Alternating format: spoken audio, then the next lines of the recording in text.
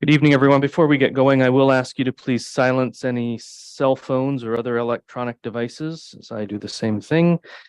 And I'll call this meeting to order at 6:31 p.m. by recognizing the traditional keepers of this land and specifically our neighbors of the Alderville First Nation with a formal territorial acknowledgement.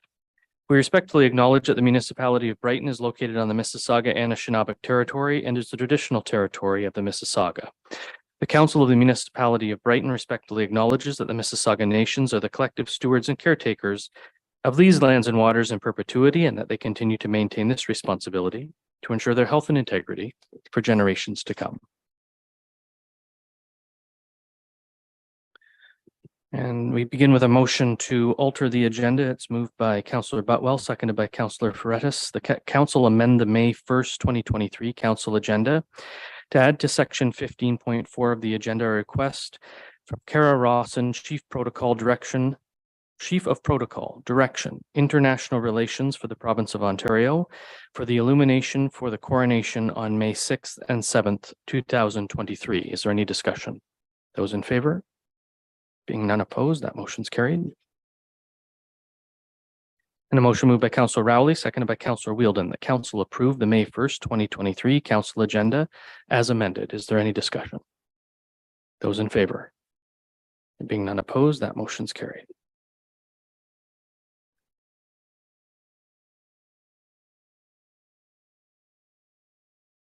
Members of Council, do you have any declarations of pecuniary interest? And if so, please state the general nature thereof. Councillor Wright. I am declaring pecuniary interest on item 10.1 regarding the Chamber of Commerce because I am a board member. Thank you. Councillor Wheeldon. I'm declaring on number 13.1 because I have a professional relationship with Ms. Jenny White. Thank you. Anyone else? I am a member of the Trinity St. Andrews United Church Council. So when we consider correspondence from Trinity St. Andrews under 15.3 or under 10.2, if it comes up there, the Integrity Commissioner's advice is that any financial impact to the church would be remote and insignificant, and therefore I do not have a disqualifying interest. So I will therefore continue to participate in the matter when it comes before council. I have advised the clerk's office through the written statement portion on our website. Are there any announcements this evening? Deputy Mayor. As you all know, today is National Doctors Day in Canada.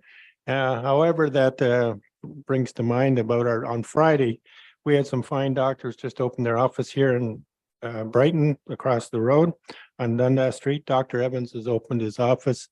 It'll be up and running, I believe, within a very short time, like a week or two. He's having some telephone problems, as he has in Trenton, I understand. But there's that.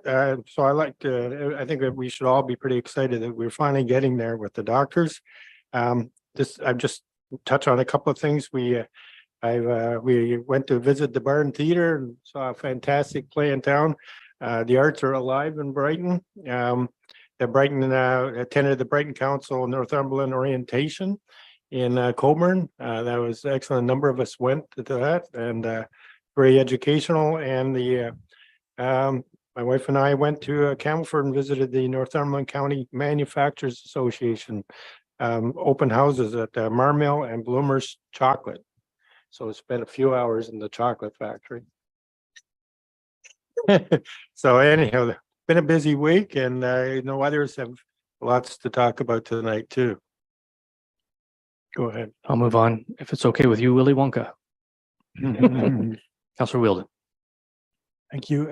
Just want to give everyone a heads up that Accessibility Week is coming up, and there is going to be events from the 28th, the week of the 28th, every day in the lobby downstairs. There'll be different topics about accessibility and how it relates to Brightonians, and members of council will be staffing the booth along with members of the Accessibility Committee. So thank you for everyone who is able to help out. Excellent. Councillor Rowley. Thank you. I'm assuming that maybe Ms. Palmer will make the announcement as well, but the Codrington Farmers Market opens right shortly, I believe this weekend, Sunday. So that's always a good place to visit. As well, please stop by Tim's, although we've been overwhelmed with smile cookies. Councillor Ferretis and I are decorating on Thursday, so they will be the best cookies this week. So stop by and pick up a few. Thank you. I have a couple of announcements as well. I saw on social media a documentary about the Carrying Place, which is the portage, the Kente portage, and it's hosted by our very own Dan Buchanan, and it's a film that is produced locally by a local filmmaker. And I had opportunity this evening, just before this meeting, to sit down and watch that interesting piece of local history presented to us by someone who is very enthusiastic about local history. So if you get a chance, it's on YouTube. Just Google The Carrying Place. But if you don't Google The Carrying Place, you get some golf course, Carrying Place golf course somewhere else in the world. So The Carrying Place. And this morning I was on the Lauren Brooker Roundtable. And at the end of that, Lauren offers opportunity to give thumbs up or thumbs down. And today I provided thumbs up to East Northumberland Secondary School, their staff, their faculty, and their students. Had opportunity on Friday to visit the science fair students, who about 20 or so had won regionally at the Peterborough Regional Science Fair. And 3 of them are going off to the Canadians in Edmonton. So that's very exciting news. And of course, if you haven't seen it already, the musical Matilda is playing now. I haven't seen it. I'll be there on Friday, so I'm looking forward to it. I can say at least 2 of us in this room have been involved in musical theater at that high school. Am I wrong? I'm not wrong, am I, Bobby? Jim? Go ahead, Bobby. I just wanted to mention too that it is Mental Health Awareness Week. And given all the things coming out of COVID times, we are not even remotely out of the clear for those issues. So just keep that in mind this week too. Thank you for that. Any other announcements?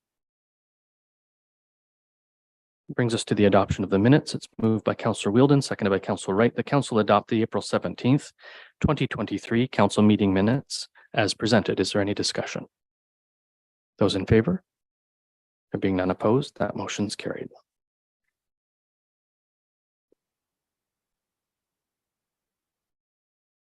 We have no statutory public meeting this evening, which brings us into delegations and presentations. Council will hear 1 delegation and 2 presentations this evening. Delegates have 10 minutes and presenters have 15 minutes to provide council with their information. It is noted that language, content, and conduct must remain respectful at all times. Council will be provided with an opportunity to ask questions of clarification from the delegation and presentation representatives based on the information that has been presented. Council is reminded that this is not an opportunity to engage in debate with the delegates or presenters, nor advance a public policy position. Delegates and presenters are reminded that council does not make decisions during the delegation or presentation portion of tonight's meeting. Our first delegation is from Lianna Palmer on behalf of the Farmers Market, a request for insurance coverage. Welcome, Mrs. Palmer. If you push the button right in front of you, we'll all be able to hear you. Oh, that's important. Thank you. Good evening, Your Worship, members of council and staff. Thank you for having me here today. And I'm assuming that everyone has read the lengthy letter that I sent outlining why we're asking for this insurance coverage. It's of course to cover the artisans who we invite to join us every week. We do pay otherwise for the regular farmers markets, and that's through Farmers Markets Ontario, along with membership, which is in the neighborhood of about $1,000. However, it's just prohibitive for us to cover the insurance for the artisans. However, it's really important to us to have the artisans there every week. We started doing that probably around COVID time, and it just proved to be so essential for us because, well, it was essential for the artisans as well. They didn't have very many venues at that time. Most craft shows were closed down. But the other side of the coin was that we collected money from them, and that allowed us to continue to pay the bills. So that first COVID year, actually, we didn't even charge our vendors, our regular vendors, to help them out. But our expenses are pretty heavy because we have to advertise so extensively. That's one of the big ones. And the membership, of course, and insurance and other expenses we have. I think it's important to emphasize that we are the only market around that's in a rural setting, which is nice to have. However, people have to get there, and so it's unrealistic to expect them to come and just do a quick shopping trip and go and leave again. So we try to make it a destination by doing having the artisans there as an alternative to, or an addition really, to the farmers market. And we have amazing snack vendors there too, which is attractive, and the picnic tables, and of course, live music. So it does give people a place to go. They don't have to spend any money, but it's a safe place, accessible place. And we are trying to get our numbers back up. They haven't ever come back to where they were before COVID, but they are getting better for sure. So, as I say, we can't pay for the artisans' insurance, but because it's on municipal property, we have to have them insured. So apparently, I guess it was approved for one time at the end of 2019, I believe, or beginning of 2020, but that never happened for a variety of reasons, not the least of which was COVID, where we had a lot of things shut down. And now it appears that motion that was approved does not bind the present council. So we are asking that council commit to covering us for the artisans, not just for 1 year, but for the term of this council for sure. And we'll worry about beyond later. However, the other side of that too is that one of the things that does keep people coming to the market is the live music. And we have asked the musicians to play voluntarily, which they do. But it's an expense for them to get there as well. And they do have costs, not just the gasoline to get there. And some are retired and do it as a pastime, but other ones are trying to make some money at it. So we would really like to get back to where we were paying them $50 a week per act. But we just haven't had the resources to do that. In the past, we did apply for grants, and we solicited money from our vendors and sent out letters to businesses in town, but everything was for 1 year, and it gets very discouraging to have to face it again in each year. So we stopped doing that. But if council would consider that, it would make our market nicer. And I think it would be a very great help to us. So I've given the cost for the musicians because that was always the fixed cost of $50 per act. And we only have one act now because we've reduced our hours from 4 to 3. As far as insurance, I really can't give you an estimate. And Ms. Whittefield wasn't able to provide one either because I guess the insurance company has to see the whole package. We do have about 35 total artisans who have signed up. Many of those, not many, maybe 10 would be only coming to the Christmas market, but there are another probably 10 who come every week, and then the balance come occasionally. Some come once a month and some come twice a year. So it's only about the 8 to 10 ones that we have every single week. Beyond that, but there are a total of about 35. So again, I have no idea what that insurance cost would be. If I had to take a guess, I might say $1,500, but that is a guess.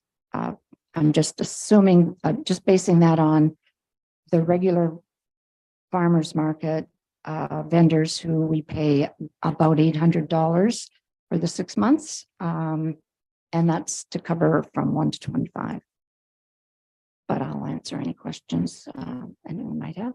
Thank you, Mrs. Palmer. And I'll just note for council's information and everyone's information that we do have your correspondence on the agenda.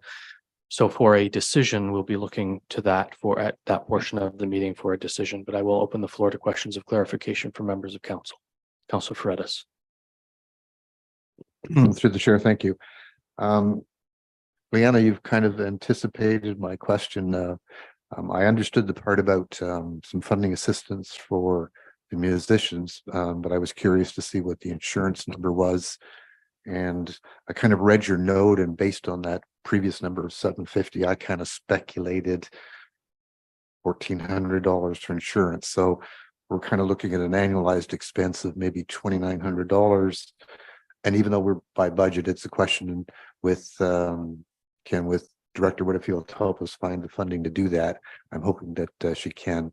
Beyond that, I guess it's simply a question of us budgeting for it going forward. So I think it's great that you've identified that you're looking for something multi-year. The other question I have for you is, have you reached out to the Bay of Quinte Marketing?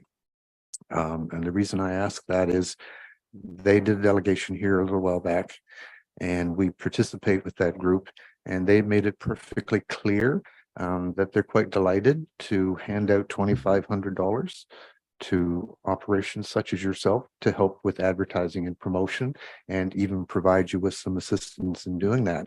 So I would encourage you to reach out to them to take advantage of that opportunity. And if you would like Doug Stevens' phone number, I'd be delighted to share it with you. All right. Okay. What was the name of the organization, please? Bay of Quinte Marketing. In fact, Deputy Mayor here has their flyer and brochure. I know that the Codrington Market is referenced in their flyer and it's covered on their website. And I have talked to Mr. Stevenson about kind of enhancing the promotion of the Codrington Market on his site and in the brochure. But again, he did offer up $2,500 to every business entity in the municipality to help with advertising and promotion. And I think you would fit into that mix. So I would encourage you to reach out. Thank you. Okay. I will. Councilor Rowley. No, Councillor Freitas already made the same commentary that I wanted Super. to. So I think we'll just wait for Ms. Whitfield at some point. Thank I you. think, with no- Any other questions of clarification, Deputy Mayor? Welcome. Glad you're here. And yes, it's a real problem these days with everybody wanting everybody insured. Insurance companies want everybody insured. When hotels and other banquet centers have shows, craft shows and all that, they don't pay for the insurance for those people to come. It's up to the individuals to pay there. So this is a roundabout way of taking care of, like you said, 8 to 10 people sometimes, and maybe at Christmas 30. If there was a blanket, through the municipality, just to cover the Codrington Center, or somehow we do cover it for guests and for people that come to events there, but to be breaking it down into who's who and who might come and who might not come. And I can see the difficulties of an insurance company trying to figure out a policy. But I'm sure, Linda, that's probably part of the challenge you have to come up with that. It would be through the municipality, right? That would be individually insuring each of these So individuals. we can have that discussion when we get to the correspondence. All right. So if perhaps I'll ask one more question, then you tell me if you want to leave it till later. That would be your first question. So Based You on the entertainment, but not the entertainment be covered through our own the municipality's entertainment committee. And perhaps if they're what are we paying on the internet? This is for later. it is What- for later. What are we paying for The- entertainment insurance? I think we'll park that question and you can maybe have that ask during the correspondence So as just well. while you're here, I wanted to bring up those things. Thank you. You're gonna stick around, I imagine. Are there any other questions of clarification for the delegate? Thank you, Mrs. Palmer. We'll consider the request when it comes to the correspondence. Okay, thank you. And I will emphasize Councillor Rowley's point that the market does open on Sunday, 10 to 1. Thank you for that. Motion before me is moved by Councillor Wright, seconded by Councillor Wheeldon, that Council receive the delegation request from Lianna Palmer on behalf of the farmers market regarding insurance coverage for the Artisans and Special Events for the term of council 2022 to 2026. Is there any discussion? Those in favor? Being none opposed, that motion's carried.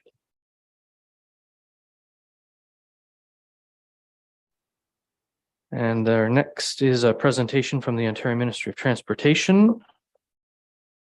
And I will get you to introduce yourself, sir, and I'll give you the floor. Good evening, Mayor Ostrander and Council. My name is Glenn Higgins. I'm a Senior Project Manager with the Ontario Ministry of Transportation. Joining me today is my colleague, Rhonda George-Hiebert from the consulting firm of WSP. I believe you already have a copy of the presentation. It was sent out to you earlier. In the interest of time, I'm going to hit the high points for you this evening and be glad to answer any questions regarding the presentation. At a personal note, let me just point out, I've been doing this for 34 years. And with the chocolate factory tour and the smog cookies, this is hands down the funnest council I've ever been in front of. So very well done. Like another cookie. I thought I would get that out of the way before the questions. So if I can ask you please to slide through about maybe 5 slides in. Keep going. One more. All right, that'll be a good one to start with. First off, I am not here to widen Highway 401. I do not have the authority of the Government of Ontario to do so. I've not been given any budget approvals to do so. I'm talking strictly about bridges. Having said that, you will see an awful lot of what looks like widening in order to make the bridges happen. So just want to throw that out. I will assume offhand that everyone here is familiar with Highway 401, has traversed it, understands how well it works and how well it doesn't work. We have 4 lanes, 2 in each direction. Highway 401 comes in 2 distinct flavors: a large grass median, 15 meters, and a concrete median barrier. Any future Highway 401 improvements or widenings, obviously where there's a concrete barrier, they would have to be done to the outside of the barrier. Where there's a grass median, there may be opportunities to do any future widenings to the middle. We have a series of them throughout this entire area, so they go back and forth. The one big difference to keep in mind, the open grass medians do allow us to have emergency vehicle turnarounds, which is often necessary in order to get back to accident scenes and such, whereas anywhere we put in the tall wall barrier, we're unable to do so. Could I ask you to slide the next slide, please? All right, so this will be a perfect one. If you just drop it down a bit, just see the title, because I want to show you how we do talk about future widening, even though we're not doing so. The purpose of my study is to look at all of the structures, all the bridges, all the culverts, basically between Percy Street, the Big Apple, and Christianity Road out on the east. I am not touching Percy Street at all. That is part of an adjacent study that's been undertaken by a colleague. Neither am I taking a look at County Road 30 interchange. Planning and environmental assessment has been done for that. The south portion has already been rebuilt and work is underway in planning for the north portion. Again, another colleague will likely be in this seat giving you information about that. We will, however, be taking a look at the park and ride lot that currently exists at County Road 30 to see if there's any opportunities to expand that if there's demand. But other than that, I'm really taking a look at Lake Road, Hurley 26, and the culverts in and around Little Lake. Each of the crossings are 2 lanes. They were all built by our grandparents. They're all coming to the very end of their life. They need to be replaced. I don't have any approval to widen the 4-1, which would be very helpful. However, I do know that these structures, when they're put in, will be living for another 75 years. So out of an abundance of prudence, all of the interchanges or all the building structures I'm going to put in will be sized for an interim 6-lane cross section of the 4-1 and an ultimate 8-lane cross section. I'm not making any promises about 8 lanes.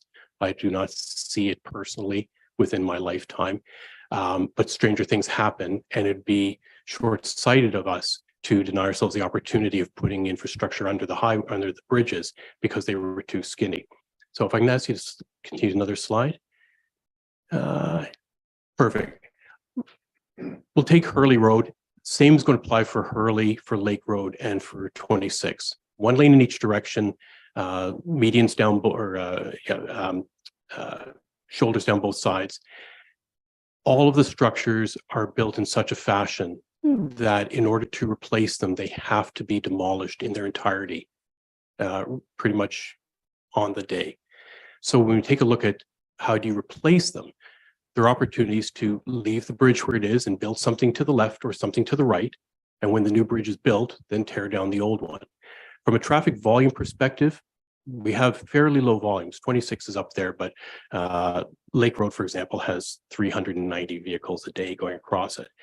I'm not terribly concerned about costs of projects. They'll all get worked out in detailed design and such, but I do have a concern about any property that might be required in order to build a bridge off the current alignment. So as we take a look at various properties, none of which I'm aware of is uniquely sensitive in terms of having historical significance, natural environmental features that are unique to that particular location. But all the properties are owned by somebody's family, and they would be impacted if we decide to move off the center line. So our plan at this point is to replace all the bridges at their current footprint. So the first takeaway is each of the three bridges in time, no two at the same time, will be demolished and a new bridge replaced at the same location. There will still be certain property requirements, and I'll get to that in a second. For the most part, when all is said and done, they will occupy the same place. They will be built to a bigger standard. The shoulders will be 1.7 meters. Right now, they're less than that. No promises about what the shoulders may be used for, if you want to use them for cycling trail or pedestrians, but certainly for future rehabilitation and paving. If you want to shovel traffic back and forth, there's a wider footprint to enable you to keep 2 lanes of traffic while you work on the other one. Whereas now you're forced to shut down to a single lane. Can I ask you to move to the next slide, please? Keep going. Keep going, next one. Lake Road, we can skip Lake Road. It's going to be the same issue. I'll get back to that one. Keep going, one more. One more, please. There we go. So the existing bridges shows the widths at 8.75, 8.5, just under 10. They'll all go to just over 10 meters. They'll be built in such a way that they give us maximum flexibility for future traffic demand. Based on official plans at the municipal and county levels, we do not see any significant growth over the lifetime, or sorry, the next 30-year time frame to suggest that we need to widen these to 4 lanes in terms of traffic volumes. They should be more than capable of handling that. Now I'll talk a little bit about the widenings. When the bridges come down, they have to come down basically on the night. All 3 bridges will require the full closure of Highway 401 for a period of 12 to 18 hours to drop the bridges, shovel them off, clean up the lanes, and let traffic go back. Each of those would be done for each of the bridges. And then for a period of, I'm going to say 2 years to construct the replacement, traffic on the 401 will be kept at 4 lanes. Now, in order to do that, I need to shift the traffic back and forth. In order to shift it back and forth within the property we have, I need to think about where a future 6 or 8 lanes might be. It'd be prudent to try and put the temporary lanes where future ones might go. So we're building platforms that can sustain them. So without widening the 401, you're going to see shifting of traffic within that envelope in order to make sure we have 4 lanes. We've done traffic numbers to show we cannot limit 401 to a single lane at any time, period. Even the lowest traffic flows, you've seen it. You know what happens when a tractor trailer falls over. We cannot subject the 401 to that for what would effectively be a minimum 6-year construction period. 2 years for each bridge. There may be opportunities through detailed design for us to take a look at chances to speed that up. Are there opportunities for rapid bridge replacements and such? It is a large span to cross for the 401. There are limited opportunities to stage that sort of work, but we will certainly take a look at it. I want to present you with not so much a worst case scenario, but a reasonable practical scenario of 2 years per bridge. During the 2-year period in which a single bridge is out, local traffic will need to detour to the adjacent bridges to cross over. At this point, we're assuming that's going to be the same amount of traffic that you currently have. Instead of going east in the morning, you go west in the morning to get to the next bridge. I would suggest that while it may take a little time for the public to get used to the detour, given that it's going to be for a period of 2 years, folks will get used to it. I think the big issue will be the nightly closure of the entire 401 and the detouring of traffic. Can I ask you to go to another slide, please? So we have an emergency detour route through the community. We recognize the limitations of that detour route. We have shown here the opportunity for the public to get off at various interchanges, use Highway 2, come back up, say, County 30, and get back on, at least for bypassing Hurley and Lake Road. If I can ask you to go to the next slide, please. 26 becomes, this is even better, going up County 40 and 41. Yes, I have driven these roads. I recognize the limitations in terms of getting trucks through them, not to mention all of Highway 401 traffic. We would like to work with the municipalities to figure out what solutions may be better than the ones we're proposing at this point, and have conversations with you over the coming years as we go through detailed design to make sure that we're at least trying to coordinate our own efforts with you. For example, it would not make sense for you to be planning work on a series of county roads that may end up being used for a nightly detour of the 401. We may want to make sure we coordinate the timing of that accordingly. Next slide, please. Skip the carpool lot. Property impacts. We're trying our best. I'm trying my best to minimize impacts to private properties where we can. There will be slivers needed. If I take something like the bridge at Lake Road, on the south side of Lake Road, if you're familiar with it at all, there is an established community around Little Lake, quite a number of houses. I would like very much for the new wider bridge to touch down pretty much at the same location. So the folks around the lake have no impact, which means that the other end of the bridge is going to go considerably further north than it currently does, which would mean the need to realign a portion of the municipal road to deal with property owners, et cetera, to get that work done. But those are conversations we are going to be having with property owners. We are having a public information center on the 31st of May. It'll be open from 4 until 8 p.m.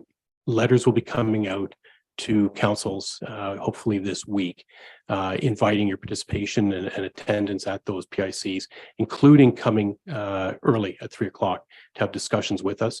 We're offering the same to property owners so they can come and have conversations or offline at their leisure. Next slide, I believe that's it. So,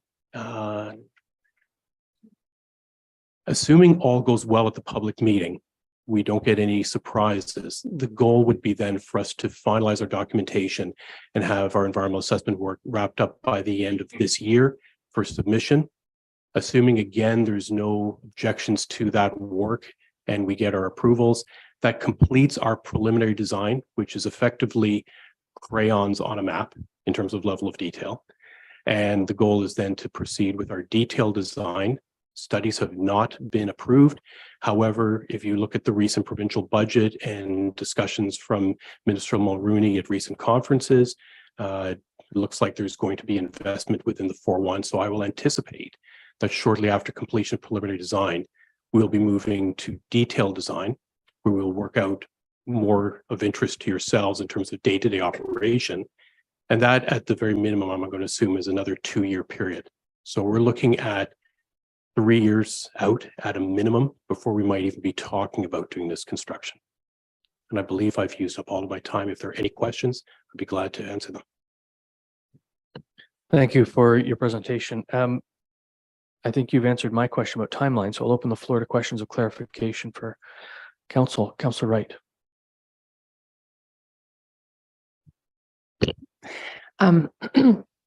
Looking at the route for where it comes through downtown Brighton,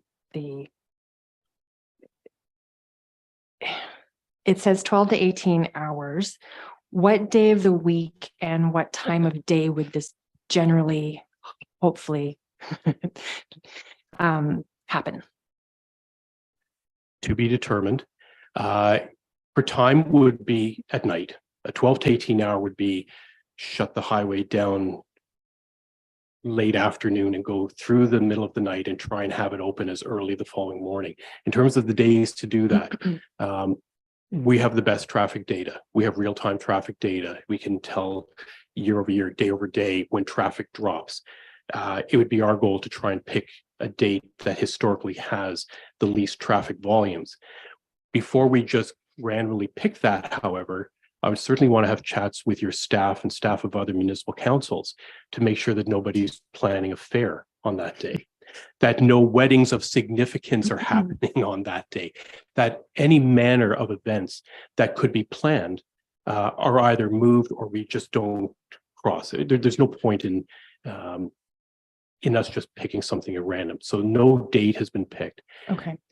My concern comes for the businesses on Main Street, of which I have one, but whenever the 401 closes down and traffic gets rerouted on Main Street, there is a huge impact to the businesses in downtown, and that customers have great difficulty remerging into traffic. Oh, yeah. Right? So I would hope that that would be mitigated at as best as possible. None of the municipalities in Eastern Ontario were planned and designed to handle the 401 traffic. Yeah. They all have that wonderful, quirky little jog when you come along Highway 2. They're not designed for that. The experience you've had so far when the detour route is engaged is sadly when there's been an accident. And I'm almost willing to guess that every one of those has been when one direction of the 401 has been closed. One or both.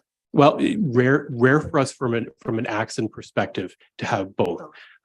When it has happened, something really horribly wrong has happened. We're going to intentionally create something horribly wrong by shutting it down. But we don't have a choice given the way our grandparents built the bridges.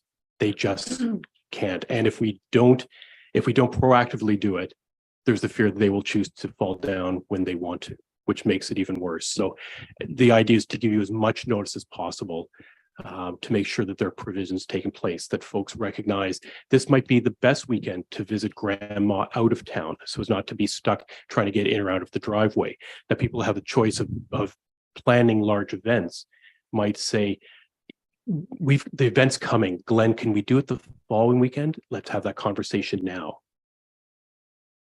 The whole conversation, it brings up the whole EDR for Brighton and Colborne through our downtowns, through our main streets. And of course, there was a movement to move the EDR up to Telephone Road, but that was a multi-million-dollar upgrade project. And the county was unable to get federal funding for that. So that was what that was dependent on. So and 4 years ago, that was a $15-ish million project. So today that's probably close to double. Just eyeballing what costs are today. So not in your bailiwick, I know, but like the widening of the 401, it brings it up, right? It brings the point of discussion up. Who says it's not in my bailiwick?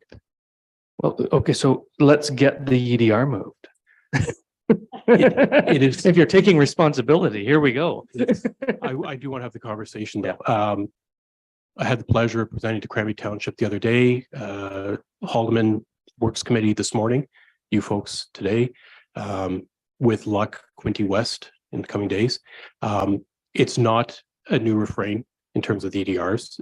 When you look at the map and how disjointed are you just shake your head. When you drive the roads, you can understand exactly why they are the way they are. You just live in this community. If we were living in Southwestern Ontario, this would be so much easier. We just plow through a field and it'd be done. I do understand that there were efforts made recently to try and secure funding. Recommendation or suggestion, let me retract and be clear, a suggestion made to other councils and committees is certainly to take the opportunity to use this vehicle as an opportunity to once again remind Queen's Park that there are concerns about the use of the EDR. I certainly am not in a position of privilege to allow me to guide you in how to write such a letter, but would suggest that a letter that speaks to the joint benefit of having safe redundancy on the Highway 401. Yes, you'll get to use the EDR 24/7, 365, but when things go horribly wrong, it doesn't lead to a full shutdown of the 401. There is relief, far better than further expansions of the 401 or others. Perhaps that might be a prudent expenditure. And I wish you luck. I take your comments under advisement, and let council know I will speak to Mayor Martin next door, and in our role as county councillors, I think we can bring this maybe back up to the Public Works Committee in there and see what happens next. Next steps next, always, right? Council, Deputy Mayor. Thank you. These bridges, when you're going to be working on about 3 or 4 of them through this area, and they're all going to take maybe 2 years each, right? So we're not talking just 18 hours the day you demolish it. We're talking 2 years of traffic driving down Main Street. Number 2, you mentioned that they would use in number 2 and then up 30. Or I don't know which particular bridge you were talking about, or 2 bridges you were talking about, but the increase of traffic on number 2 will be for 2 to 4 years could be immense. The night that the bridges come down, each bridge will come down on its own in a given year. There won't be any 2 at the same time. So that's an experience you're going to get the benefit of 3 times over 3 separate years. When a bridge is coming down, it then has to be replaced. The replacement of the bridge is likely 2 years. So do the math, take the bridge down 1 year, and over the next 2 years, or that year and the next year, replace it. Then take one down, replace it for another 2 years. That's the 6-year period. The traffic that's being detoured isn't provincial traffic. It's the 390 vehicles who cross Lake Road every day who can't, who have to go over to Hurley. It's the folks at Hurley saying, "Oh crap, I've got to go to Lake, or I've got to go over to Big Apple." It's that sort of detour. As I said, if you go east in the morning to work and west at night, you might be finding yourself going west and then east in order to use different bridges. So the long-term impact on local road networks, I do not see people scooting down to 2 to then come back up Hurley. I think that's much more localized. It is the night of the closures when things become a problem. And even today, we had the benefit of Holloman Work Committee this morning at 9. So we spent a good 6 hours in your library catching up. And during that was thinking about how could we maybe make the detour routes even better? We do want to have conversations with you about how can we make reasonable detour routes. It's not good for us to say to the public, good luck and God bless. We need to have some alternatives. But even now I'm thinking about ways of using them in different ways that might actually make that livable. No promise, but we'll try. And with the exception of County Road 26, the local impact will be minimal on Brighton. It'll be mostly, I think, a Crammy Township impact, but there will be some impact on Brighton, and I think it would behoove the 2 communities to have those conversations together. Absolutely. I'm glad that you do care for your neighboring communities. So do I. I think so. I think there's an opportunity here to solve a series of shortcomings collectively for all of them. Yeah. Well, we try to work well together, and even when we don't, we talk about it like we do. So it's good. You'll have to take that up with Mayor Martin. One more.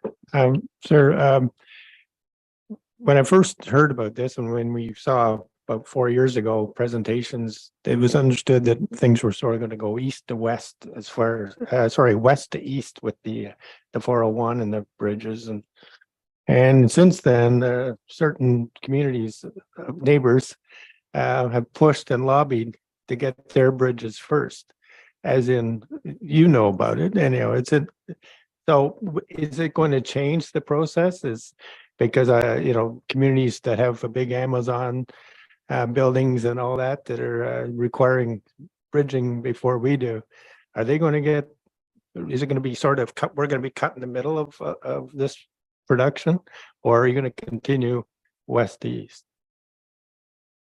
I left Queen's Park 8 years ago and don't have any further control on that. Having said that, not everybody gets an Amazon warehouse. I'll say it, Belleville, for example, I completed the planning for all of the interchanges and bridges several years ago. It's currently going through its detailed design, so it's already ahead of the scale a little bit. We also had some very significant safety issues at Belleville. If you look at 62 and 37 and the Clover, okay, you all know it. All right, that was an absolute mess, and fire chief and EMS and everybody else was looking at me, just get in there and fix it. So we're making an effort to do so. I don't know whether they're going to get access to provincial funding sooner as a result of a warehouse going in or a distribution center. I do see they would get money to fix an existing safety issue. As for the remainder of the structures, obviously the further west you go, you eventually, well, you get into the 6 lanes and then into the GTA and such. So you can see how the 6 lanes are coming out. All the 6 lanes you see now were approved and funded. My colleague Mohammed, who we probably met a couple of years ago out here, he's got the portions west of here from Big Apple all the way through Nagle and all the way back. He's in the same position I am in terms of needing to get planning and detailed design. And then all of them still have to go to Treasury Board to get approval. All I can suggest is that the latest provincial budget did speak specifically about Highway 401 in Eastern Ontario. That in addition to these studies that are being done along the 401, there is another study that you will be made aware of shortly. I hope. We're waiting for a green light. And that's a larger study of planning for all of Eastern Ontario. It was done for the Greater Golden Horseshoe, it was done for Northern Ontario for the Ring of Fire. Southwestern Ontario has one. It's Eastern Ontario's turn. I'm already on the group working on that. I've been doing so for a couple of years. We're now just waiting for approval to come out and meet with the mayors and councils and ask for your input. As part of the larger planning, we have to look at the prioritization. The structures within your community are all original to the 401. They're all approaching the end of their service life. I'm not even going to give you a date on how long I think they will stay up, but it's a short date. So there is an urgency, or urgency is not the right word. Prudent planning suggests that they be replaced sooner rather than later. And that's as far as a promise I can do without having control of the provincial purse. I hope that works for you. I thought I just asked the question. Thank you. And careful what you ask. Any other questions for clarification? Councillor Botwell. Thank you. Were any other locations considered for bridges instead of rebuilding the ones that are currently in existence? Officially, no. I inherited this project from my colleague who had been overtaxed. I'm also several months away from my retirement. And so give it to Glenn. He can land this one. So I took over this effectively 6-8 months ago. And the question I asked was, Lake Road Bridge. Well, first of all, there's only 400 vehicles. Why do we still have it? Why do we need it? I'm not going to destroy and take it away and not replace it. There's a service there. We're going to provide that. And I really don't care about costs and schedules. I'm not here to try saving dollars. But I looked at that and thought, well, what about on the east side of Little Lake? The 401 is straight. There's roads, there's concessions. You look at a Google map, that looks pretty good. And in all honesty, the project is in its 11th hour in terms of time, in terms of budget, to be able to do the analysis. Even something as simple as archaeology and fisheries work, I just do not have the resources to throw at it. Because I'm concerned about the longevity of the structures, I could just pause this and go back and start up another study and spend 3 or 4 years getting that all ironed up. But then I worry that somebody's going to call one day and say, Glenn, we have a real problem on the bridge. You need to replace it. So again, out of prudence, I want to land this project, have at least a solution that if bridges need to be replaced, if Cabinet Office needs to throw money at a bridge and have it done quickly, it may jump the queue as a result of that. It's in worse shape than others, that we at least have EA approval to be able to do so. Before I leave, I've already expressed my my desire that my successors, when they do detailed design and have access to a new consulting team, a new budget, perhaps take a look at, is that possible? Is that reasonable and prudent? There are a series of obvious benefits, which I won't go into details with you at this point, but perhaps that's something they may wish to take on, in which case they can do an addendum to the work that I've done now and there's no loss. So I would like to see if we can do that, but that's the only one that comes to mind. Did you have others in mind that you were thinking of a new location? There was one location that I had heard about just within the community, and I didn't see it on this plan, and so I just was wondering if it had been looked at. It sounds like perhaps there had been just some discussions, but as I understand it, this is an emergent need to replace these bridges sooner than later. Yeah, so I understand the starting from scratch versus we could just shift things a little bit over here. No, I do understand. With regard to County Road 26, obviously what I'm about to say is future thinking, but if there's ever to be an additional interchange into Brighton, it would be at that bridge.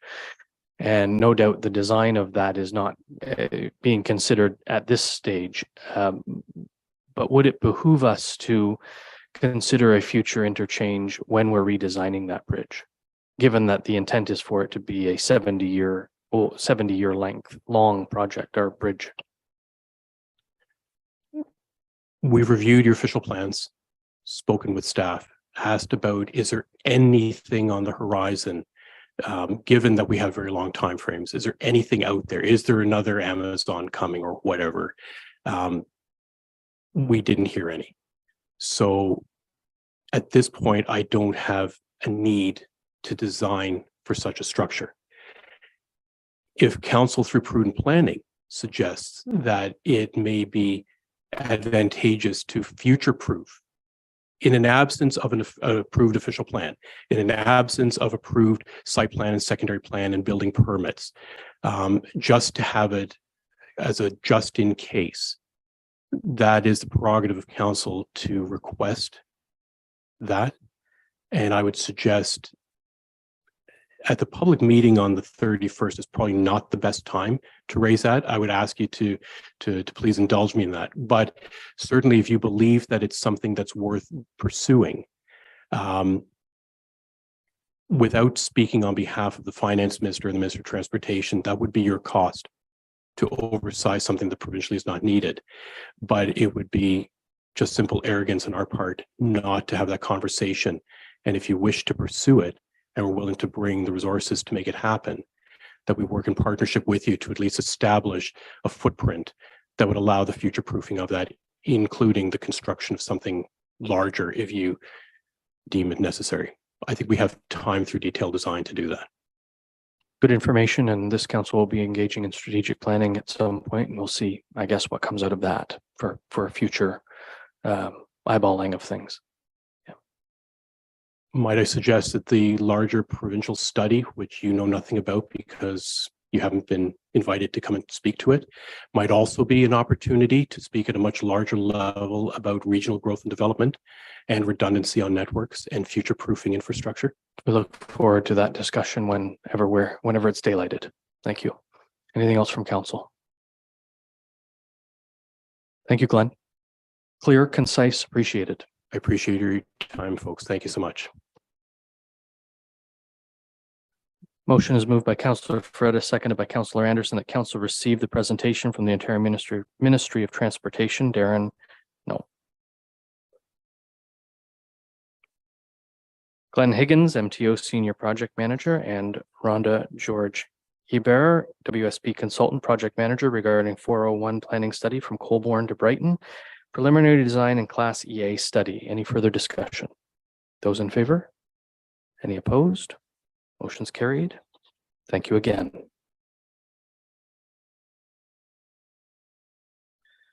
Our next presentation comes from Jack. Is it Veitch, Jack?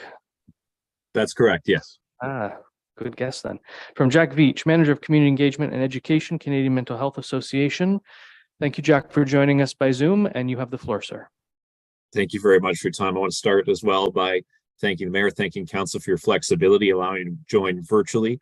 Childcare came up again, but we've got it sorted, and I'm excited again to be here to speak a bit to what we're able to offer through the Canadian Mental Health Association. So if it works for the group, I'll share my screen here and just bring up some information about who we are, what we do, and how we might be able to provide support to Brighton, how we already do provide support to Brighton in a lot of ways. So a quick just sort of recap again, as I was so kindly introduced. My name is Jack Veitch, and I am the Manager of Community Engagement and Education with the Canadian Mental Health Association.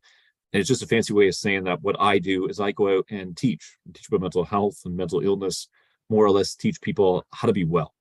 Today, I'm excited to be here to really key on the services and supports that we're able to offer to all residents of Northumberland County, specifically within Brighton. So I can tell you several years ago, I've been with the organization for coming up on 16 years now. And I can tell you about 10 years ago, we did a community survey and we asked a question. The question was, what do you know about CMHA? And we got two answers. One, we don't know what a CMHA is. And two, if we've heard of CMHA before, we have no idea what it is you actually do. And I think maybe that might be fair for some of the room. Maybe you've heard of the Canadian Mental Health Association, but you don't really know what it is we're able to offer. And so what I'll really key on is that we're a not-for-profit organization, originally founded in 1918. Our local branch that serves your area in the 50s, 1958 was our founding. We have a variety of locations, over 330 locations across Canada, and we have 30 or so branches, probably closer to 29 at this point in Ontario. Ontario is the province that we serve most prominently. And we are a community-based mental health organization, which means we will meet people where they're at, in their home, in the community, in parking lots, in the street. We'll meet people where needed. We are not CAMH, the Center for Addiction and Mental Health. You may have seen their very fantastic commercials and ads. When people ask me what's the difference, I say outside of the funding they receive, CAMH is located in Toronto. They are predominantly inpatient care. You'll go into their sort of service or into their building to receive their supports and services. The Canadian Mental Health Association is a federated model with branches all across the country whose services are sort of dictated based on how they're funded from each of their Ontario health teams, formerly what we refer to as the LIN. So again, the services may differ from place to place, but again, they exclusively focus on community-based care, meeting people where they're at. The branch that services Brighton, that I'm from here today, is our Haliburton Kawartha Pine Ridge branch. So we support anybody 16 years of age or older with whatever self-identified goals they have. It could be, again, working through vocational supports, helping them find a job, helping people once they're released from incarceration, helping people find a place to live or maintain housing, helping people manage symptoms of mental illness. We have a lot of different services I'll show on a slide coming up, and I'll key on what's specific to Brighton and Northumberland as well. We as an organization provide support to all of Haliburton County, the city of Kawartha Lakes, Peterborough City and County, as well as Northumberland County. It's about 12,000 square kilometers that we provide service for, roughly the size of Prince Edward Island. So again, for the catchment we serve, we are a fairly large branch. We have about 200 or so employees that will service the area.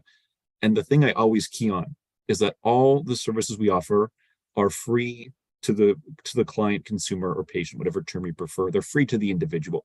It does not cost any money to the individual to receive support from us. You do not require a specialty referral or a doctor's referral. Anybody, 16 or older, could walk in off the street and ask for help and receive that care, again, at no cost. So our main buildings, we have several satellite offices in different locations, but our three main sites, we have two in Peterborough on George Street and Water Street, and another large site in Lindsay.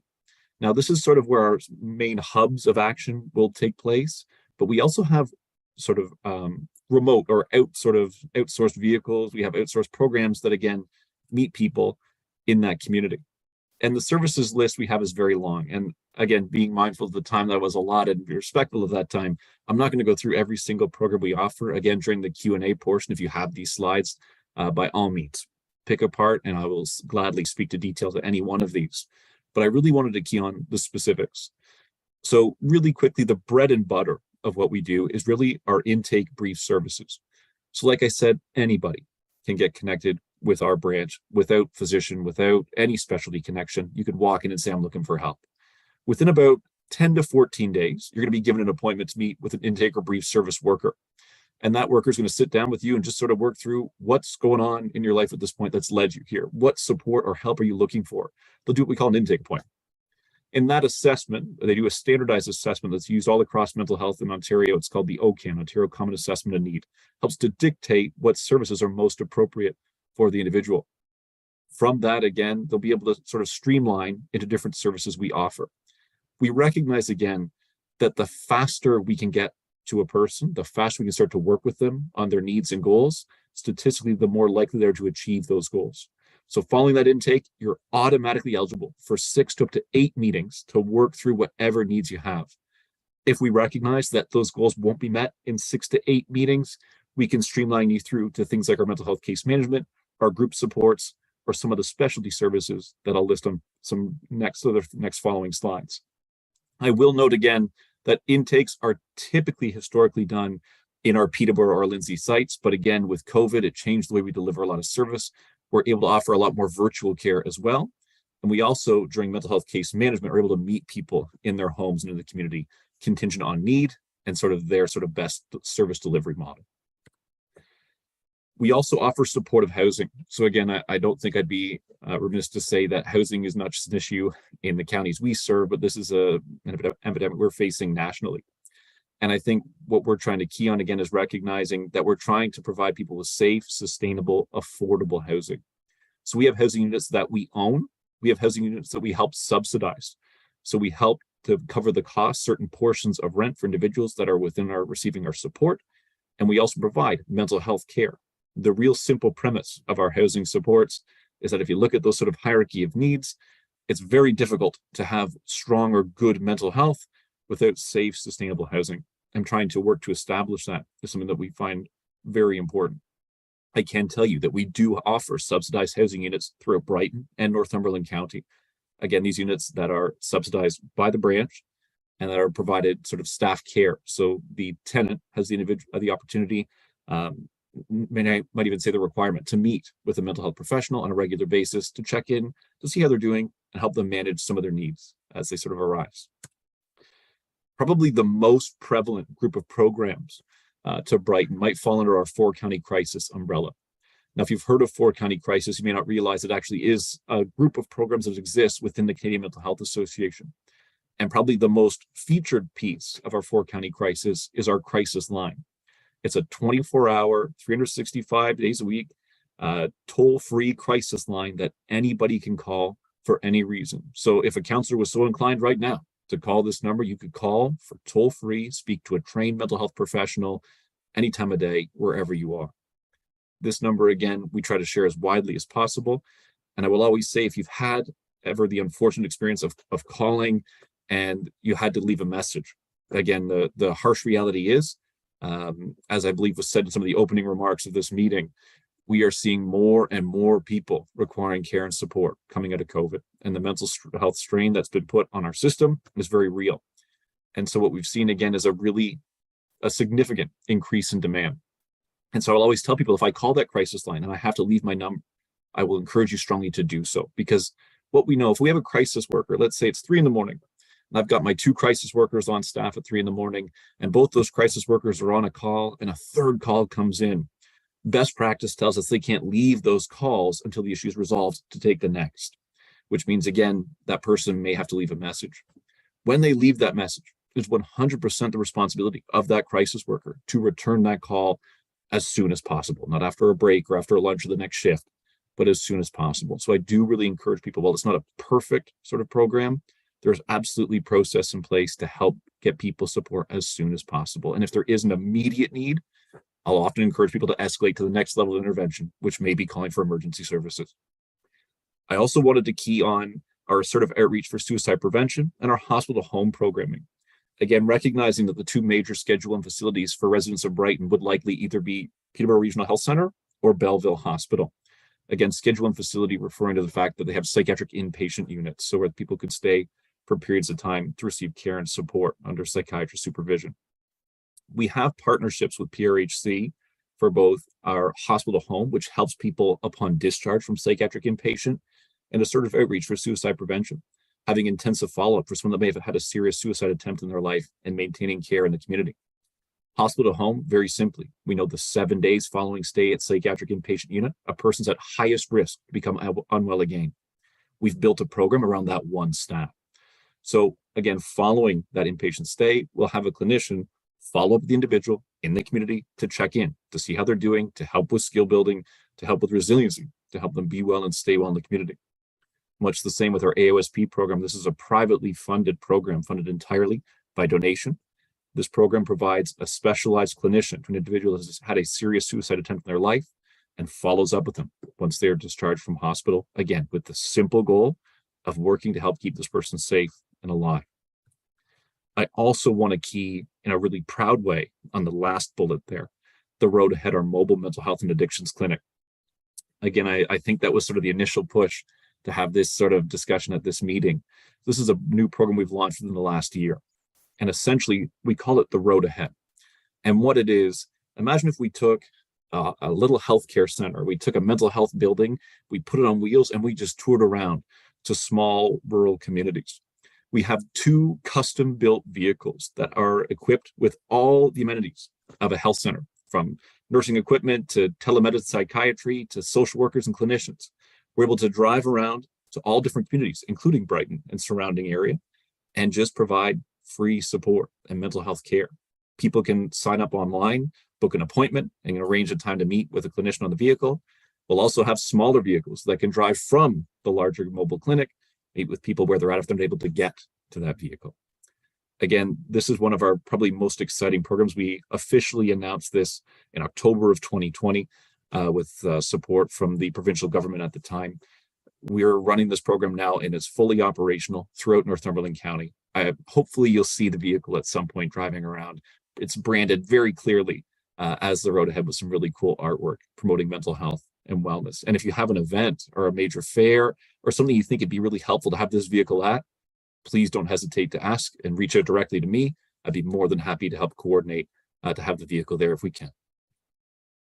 As well, we offer justice support. So again, in my previous role with the organization several years ago, I spent many years working in our maximum security provincial detention center, assisting inmates upon release from the institution. And some of the communities they may return to are Brighton or surrounding areas. And again, the goal of this program is very simple, to reduce recidivism, to lower the amount of times or lessen the amount of time a person might be reincarcerated. And again, we're able to meet with people right where they're at. So I can tell you, I've met with people in the streets of Brighton, behind buildings, just in the parking lot, in a library, wherever someone's ready, and just really simply helping them find a place to live, helping them find work, helping them maintain mental health and wellness, helping to increase the likelihood they're going to be able to be successful upon being released from institution. Again, a free service that doesn't require any specialty referral or sort of support network beforehand.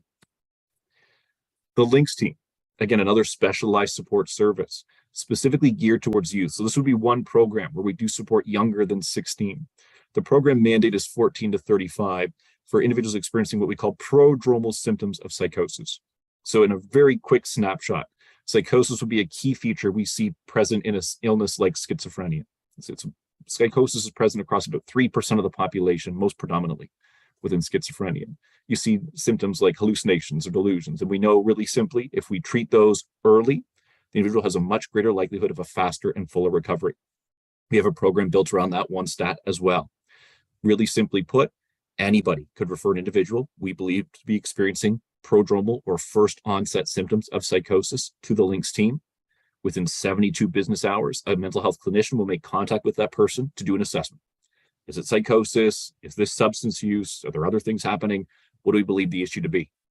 If the clinician believes the person to be experiencing potential prodromal psychosis, they can be in front of a program psychiatrist within 2 weeks.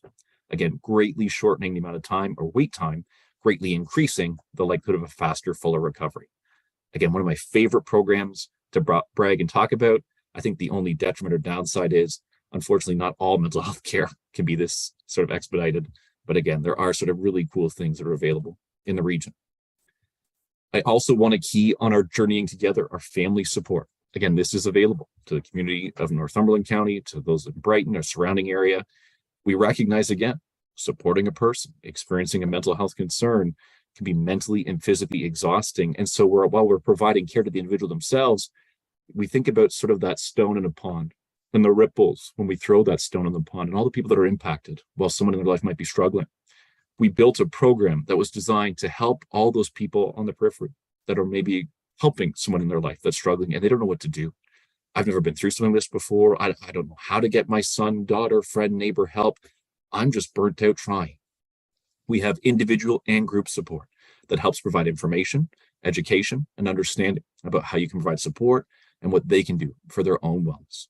Again, I always say a program that's been proudly funded by Herod Financial Services based out of Peterborough and Lakefield, and a program that we're always really keen to shine because, again, not all regions have something like this, but family support is integral to community mental health and wellness. Really quickly, lastly, and again, I'm trying to move quick to make sure if there's any time for questions, we offer education and training to businesses, organizations, schools, and individuals, from suicide intervention training to mental health first aid to corporate workplace leadership training. Again, some training we're able to offer to groups for free. So many of the schools, the high schools through Brighton, through Northumberland, we're able to bring them psychoeducation for free. And we're able to do that because part of my role is working with private industry for revenue generation through training. So working with an organization's leadership or management team to help train in how to support their staff's mental health and wellness. The revenue we make from those trainings, we pour right back into the program. And then we can offer church groups, community clubs, schools, and likewise free education and training in turn. So if you know somebody that would benefit from this, or you have a student or a class that you think they'll be benefiting from psychoeducation, please let us know. We'd be happy to help. So with that, keeping an eye on my clock and recognizing that you had a very detailed speaker who was very informative ahead of me. Are there any questions, thoughts, or comments on the branch or programs or anything on another program I didn't key on you'd like me to pull out or elaborate more on? Thank you, Jack. I will turn the floor over to members of council for questions of clarification or to get you to expand on other programs, et cetera. But I also want to take this opportunity to thank you for your work last year in helping us get our Mental Health in Motion week and talks going. And we missed out on continuing that this year, but it is certainly my hope that we can make that happen as we move forward. So look forward to those discussions, I hope, Jack. My pleasure, Mayor. Thank you. Thank you. Councillor Wright. Through you, Mr. Chair. Thank you so much for the information that you've imparted tonight. And I was wondering if you could speak specifically to any stats of increases in mental health issues coming out of COVID. And further to that, kind of a part B to that question would be, can you speak to any stats regarding the mental health issues coming out of the LGBTQ plus community? Yes, so two pieces. And if I miss one of the answers, please ask the question again so I make sure I don't lose it. My brain can be a bit of a sieve. So I will tell you that what we have seen, we've done polling with Ontarians and Canadians alike throughout COVID. At CMHA, we've partnered with different universities and Ipsos here in Ontario. And what we saw again was not necessarily surprising, but still a bit unsettling. We saw really simply some dramatic increases in rates of generalized anxiety amongst the population, especially a younger population. We saw substance use, specifically alcohol use, increase dramatically. And I will always remind people that those are not unique stats. Those are very much correlated, that we're seeing increased anxiety and increased self-coping or self-medicating through substance use like alcohol. When we talk about risk of suicide as well, we saw those numbers increase. I wouldn't say significantly, I'd say moderately. We saw again increases in the number of people that are experiencing thoughts of suicide. So we have right now, following this pandemic, in any 2-week given span, approximately 6% of Canadians experiencing thoughts of suicide, which is about 1.9 million Canadians in a 2-week given span, which is a pretty high number when we talk about risk. And I think it speaks to the importance of the creation of the National Suicide Hotline, which is coming later in 2024. Again, when we think about vulnerable populations as well, and you mentioned the 2S LGBTQ plus community, we know again that historically, even pre-COVID, this was a population that was disproportionately impacted by mental illness, that was disproportionately impacted by risk of suicide. Again, we think about some of the stigma and some of the, we can look at some of the events that have happened in neighboring communities and the unfortunate incidents where people are, again, I'll say, not treated in a way that is becoming of anybody. Some of the stigma and shame that is thrown at individuals impacting their mental health and wellness. And we see, again, that disproportionately impacting rates of suicide and disproportionately impacting mental wellness.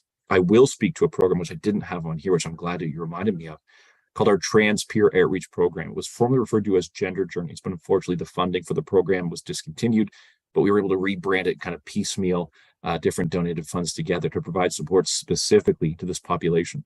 So the Trans Peer Outreach Program is specific to individuals that identify as trans.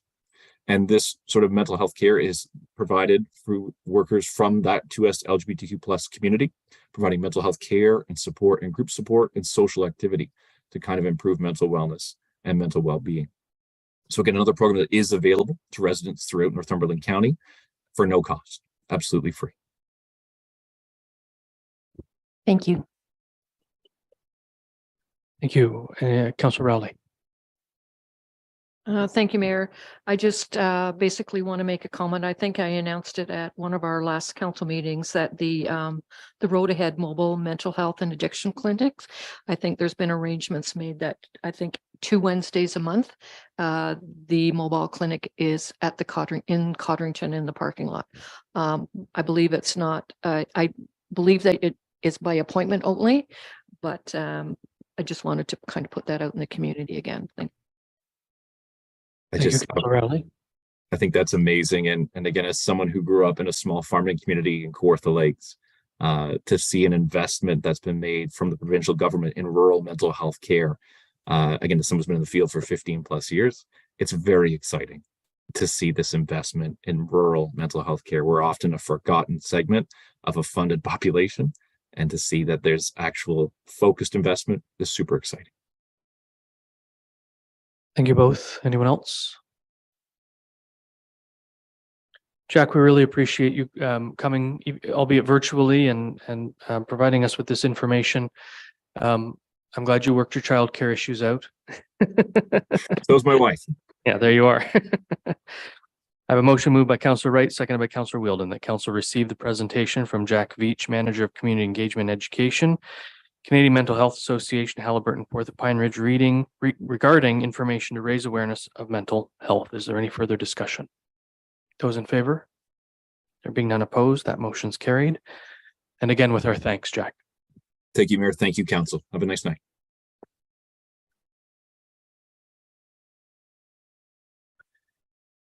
Madam Clerk, are we aware of any citizens' comments this evening? Thank you.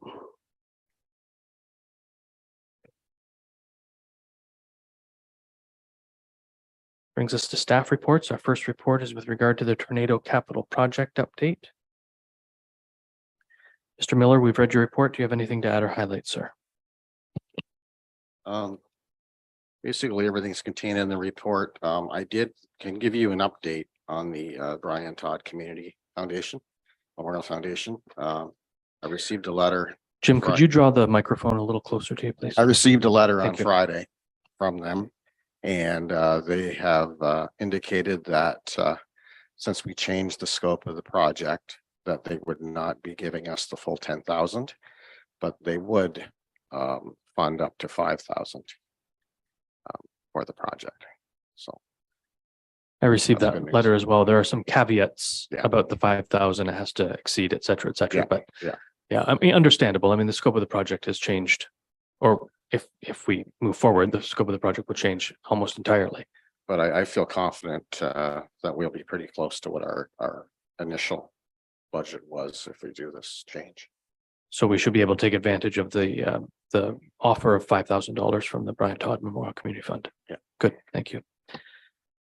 Have a motion moved by Councillor Wheeldon, seconded by Councillor Rowley, that council receives a report from the Director of Parks and Recreation as information and direct staff to change the scope of the capital project Memorial Park from that of a fountain to repair and renovate the existing structure and reinstate the Bell and Garden with signage to commemorate the 50th anniversary of the tornado coming through town in 1973. Is there any discussion? All those in favor? There being none opposed, that motion's carried.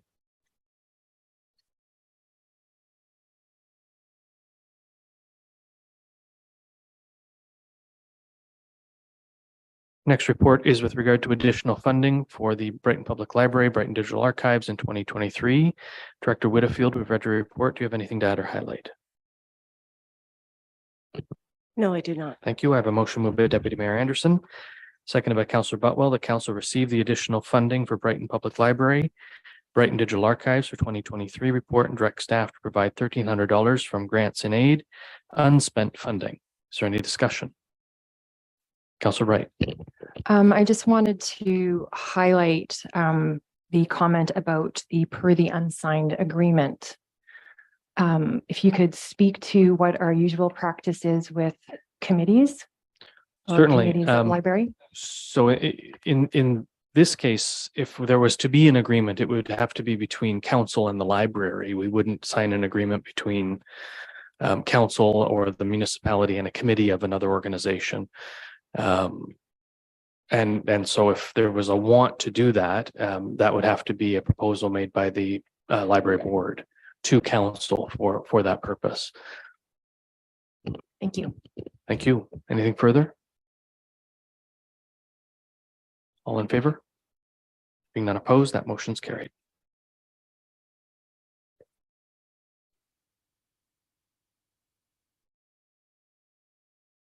Next report is with regard to private road funding, a report and draft policy. Director Whitfield, we read this report. Do you have anything to add or highlight? No, I do not. Thank you. The motion is moved by Councillor Rowley, seconded by Councillor Wheeldon. The council receives the private road funding report and draft policy and approves the draft policy for 2024 budget process. Is there any discussion? Councillor Rowley. Thank you, Mayor. Thank you, Linda. I'm glad to see something like this finally coming forward. As in previous years, we've had a few inquiries into helping some of these private roads. $20,000, if we were to split it, maximum each request could be for 5,000, makes it, I think, fairly minimal as far as improvements go. Is this something that can be discussed again during the 2024 budget as far as maybe adding to this? That's kind of my question. I feel that it's a little short on money, maybe. I think it's a good start, but would that be up for discussion then during the budget time? I think all things are up for discussion at budget time. If we pass the policy, it would provide staff with some direction moving forward. But if it was council's wish to add to that pot, that's entirely up to council during the budget process. During the process for 2024, not for now. We're not doing anything with it this year. Correct. Okay, thank you. You're welcome. Anything further from council? All those in favor? Being none opposed, that motion's carried.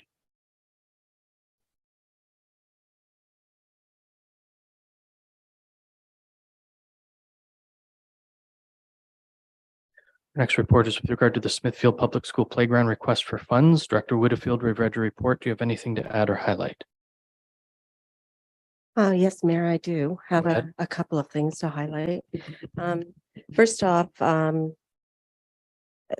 found through our deferred revenue, $65,000 that was left over from the Splash Park project that was generously donated by Dorothy Gindrich about a little more than a decade ago. So I spoke to the trustee who's in full support of this. The other part of the resolution on the report was to defer Peace Park. But I did write a resolution for council's consideration for this evening that's different than that. And the resolution was to use some remaining money that's in the deferred revenue that was supposed to be or was not spent on the skateboard park, and monies that were not spent on the cenotaph project. And also to then take the remainder of that money and transfer it to the recreation reserve. I gave that resolution to the clerk, so hopefully it's in front of you, and perhaps it's something that you may want to consider and leave Peace Park on the schedule for this year. Thank you, Director. So I do have two motions, both signed by Councillors Fredis and Councillor Butwell. One is the option number one, which is the $65,000 from the deferred KPR or from the deferred revenue for the splash pad, and then deferring Peace Park. And the other one is same with regard to the splash pad, and then parsing together the additional $20,000 from essentially other deferred or finished projects with extra money. So one is the skateboard park, the cenotaph, and then from the recreation reserve. So to the recreation reserve, thank you. From deferred revenue to the recreation reserve, thank you. So which motion would you like me to read for debate purposes? The deferral of Peace Park? Yes. It's moved by Councillor Fredis, seconded by, I should ask if that's the one you want read, because you're the seconder. Okay, seconded by Councillor Butwell. The council receives a staff report regarding the Smithfield Public School playground request for funds and directs staff to negotiate a memorandum of understanding with Kawartha Pine Ridge District School Board for public use of the playground outside of school hours. And the council authorizes staff to transfer $65,000 from deferred revenue to Kawartha Pine Ridge District School Board.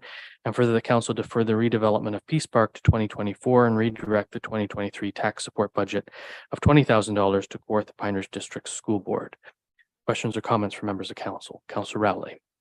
Thank you, Mayor.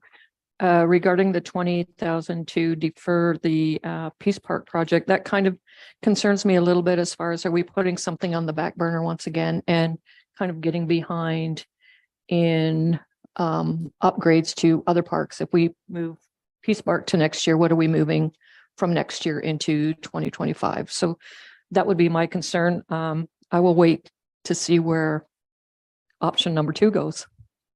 Well, option number one has to be voted on or taken off the table before we go to option number two, right? So that's why we're having a discussion specifically around this. And I would agree with you.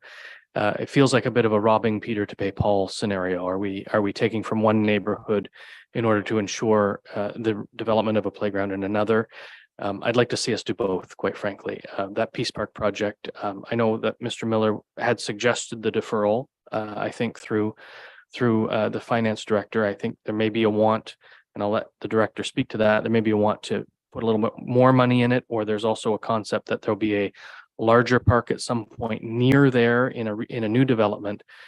However, we don't know when that will be. That could be 5 years from now. It could be 10 years from now. We're eyeballing a strange economy, and I don't want to see us not develop the existing park, which, I was asked to visit on a couple of occasions last year because of the concerns of the parents in the neighborhood. So I would like us to fix this existing park up and also find money for Smithfield Public School. That's just my preference. So I'll turn this over to members of council for further comment.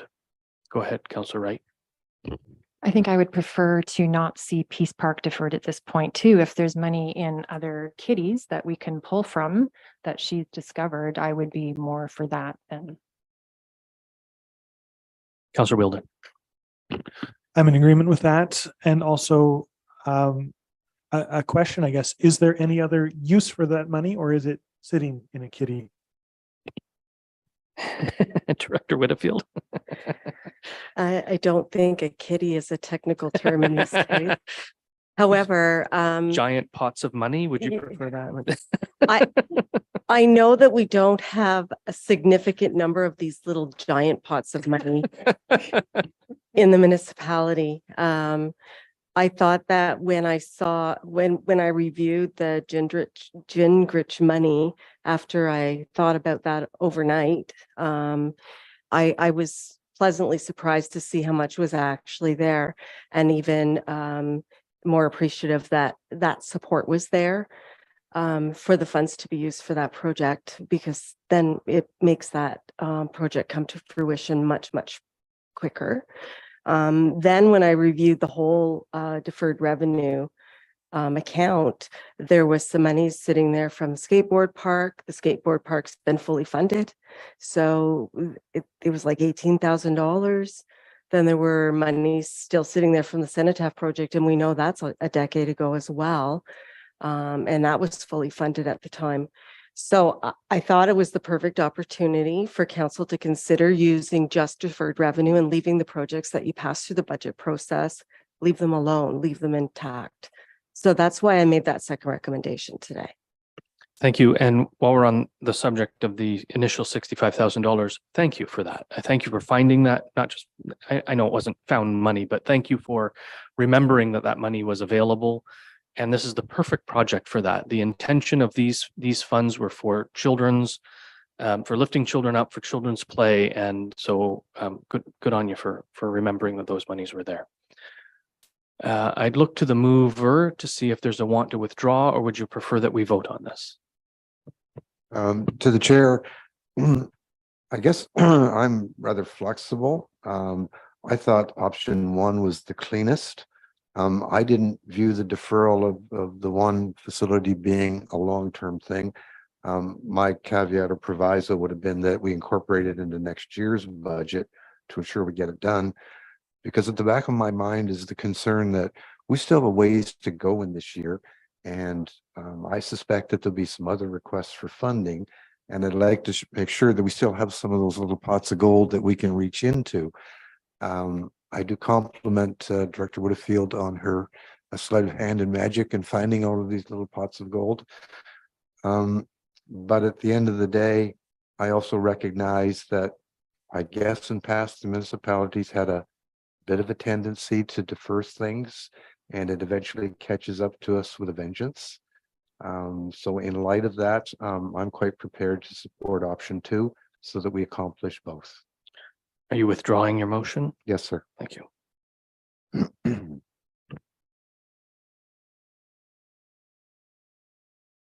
And I will read option two, which is moved by Councillor Fredda, seconded by Councillor Butwell. The council receives the Smithfield Public School Playground Request for Funds Report, directs staff to negotiate a memorandum of understanding with the Kawartha Pine Ridge District School Board for public use of the playground outside of school hours. And the council authorized staff to transfer $65,000 from deferred revenue to KPR DSB in memory of Dorothy Gingrich. I think it's a soft G. Gingrich. And the council authorizes staff to transfer $18,622.25 from deferred revenue to the KPR DSB. And the council authorized staff to transfer $1,377.75 from deferred revenue to the Kawartha Pine Ridge District School Board. And the council directs staff to transfer $5,898.18 from deferred revenue to the Recreation Reserve for the future purpose of a memorial bench and plaque for the Smithfield Public School Playground and for other recreation uses. Is there any discussion on this motion? Councillor Rowley. Thank you. I'm just glad to see this done. And if I can make a comment, the ladies are here. Don't forget to buy tickets to their big raffle. And May 17th, I believe, is Fun Fair. So bring your bucks so they can do more. Thank you, Councillor Rowley. Councillor Fredis. To the chair, thank you. I had occasion to talk to Director Woodfield about the memorandum of understanding, and hopefully I can kind of bring this up here with your permission. I guess at the back of my mind, the concern is because it was cited in their presentation that they had faced the threat of shutdown a number of times. And I hope that that doesn't happen, but heavens only knows. Should that occur, would the memorandum of understanding incorporate some provision whereby we could acquire the property to convert it to a municipal park and or acquire the donated equipment back so we can reposition it? Would you like to speak to either of those? Go ahead. Yes, so thank you, Councillor Fredis, for that. I did have an opportunity to start some talks with April Foster, thank you. and a very knowledgeable woman in their organization. So there are some rules when it comes to disposition of surplus property for the school boards. And those rules are found in the Education Act. And there's a hierarchy on whose bid would come first, second, et cetera. Fortunately, the municipality is on that list and therefore would be notified if the school property was ever to be declared surplus and closed.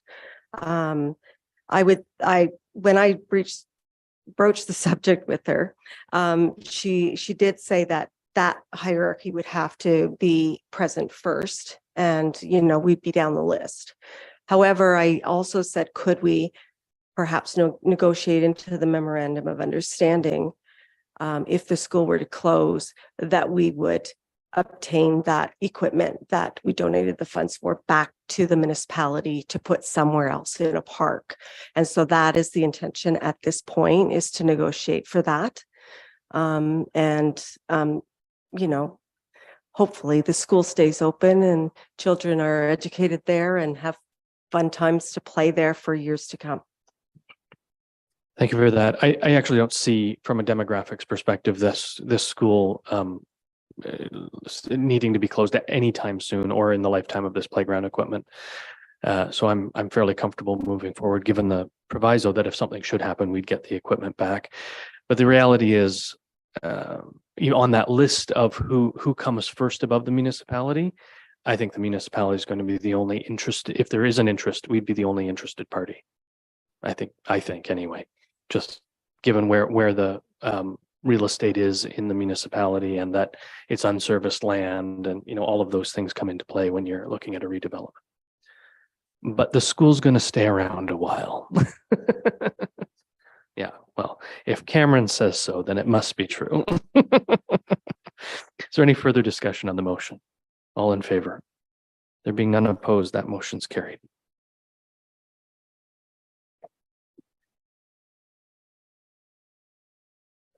That brings us to motions. The first motion comes forward from the April 17th meeting. It's moved by Councillor Wheeldon, seconded by Councillor Rowley. Whereas the municipality of Brighton supports economic development and good business practices and recognizes the Brighton Crammy Chamber of Commerce as a valuable resource for business in our community. And whereas the municipality of Brighton has an economic development department charged with facilitating and supporting economic development in the municipality. And whereas the Brighton Crammy Chamber of Commerce is a member-supported community nonprofit organization charged with supporting their members. And whereas these goals are overlapping, but these organizations are distinct, therefore be it resolved that the municipality of Brighton formally acknowledges the autonomy and independence of the Brighton Crammy Chamber of Commerce and seeks to reestablish and sustain a mutually beneficial relationship in accordance with our distinct respective roles in the community. As such, Brighton Municipal Council affirms that a voting membership on the Board of Directors of the Chamber of Commerce is not a precondition of establishing agreement for service with the Chamber of Commerce. Questions or comments from members of council? Councillor Fredis. To the chair, thank you.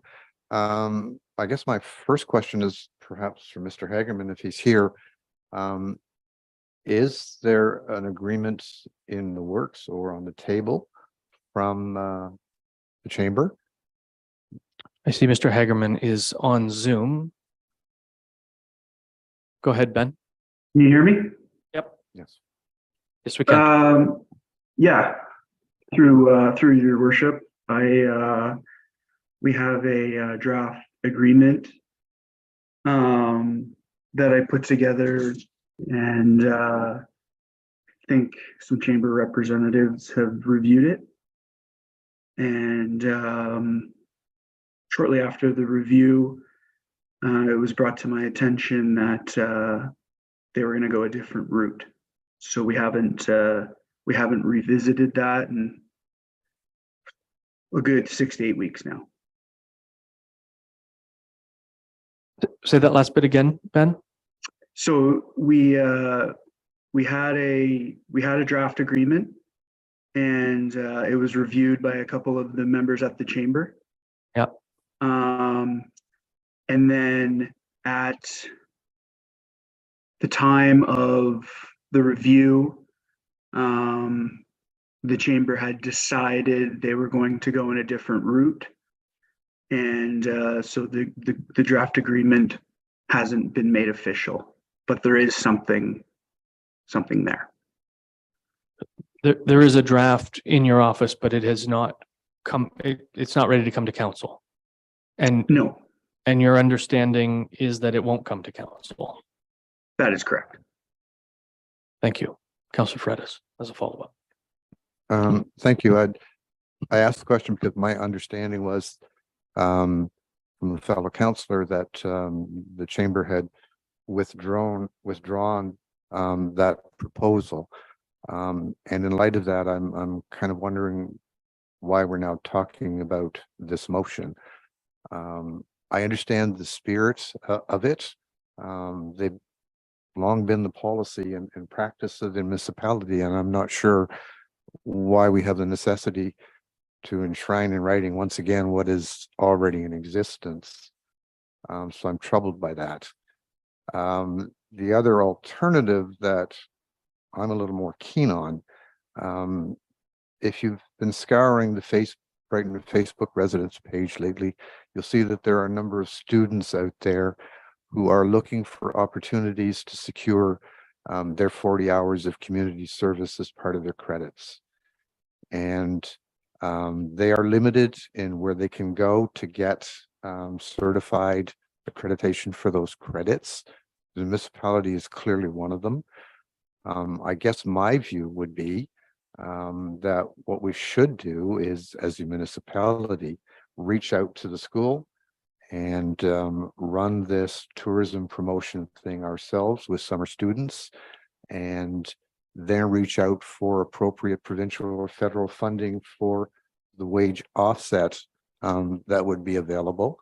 Councillor Fredis, I'm just going to get you to pause there because I don't think we're really debating what to do with the tourism aspect or where the $6,500 should go. We're just debating the two concepts on the table, which is recognizing the autonomy of the Brighton Chamber of Commerce and affirming that a voting member will not be required as a board of directors, a precondition to a service agreement. So, anything further from members of council? Councillor Rowley. Thank you, Mayor. I understand the idea of of respecting their autonomy. The fact that we wouldn't maybe need a voting member from representing the municipality. I would wonder if, as a compromise, if a representative could still sit there in a non-voting position to just. But there again, as per Councillor Fredis, there's nothing, we don't have any money, we don't have any investment with them now. Do we even need anybody? Do we even need this? Well, I guess that my question would be the latter. Given that there's no money exchanging hands, and given that that would be the reason I would want a member at the table, but we don't need one if there's no money exchanging hands, in my humble opinion. Do we even need to have this discussion at all? And if we do, then should we be including other boards and committees, external boards and committees and agencies that we sit on, and recognizing their autonomy as well? Because we sit on a lot of boards and external agencies, and by virtue of who they are and their bylaws, they have autonomy. The chamber has autonomy. I don't think it requires a vote of council to have autonomy. Councillor Wheeldon. Thank you. I'd like to clarify a few points about this. First, with regard to other places where we have representatives in voting capacity, those are mostly provincial boards and agencies. They exist, many of them by statute. They're not comparable to a private member-driven nonprofit. So I don't think that having a service agreement is comparable to any large grants or any other financial or economic entitlements.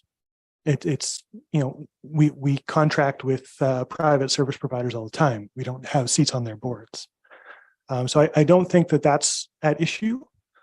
In terms of whether or not this is needed, this is what was requested by the Brighton Crammy Chamber of Commerce when they brought a delegation to us a few meetings ago.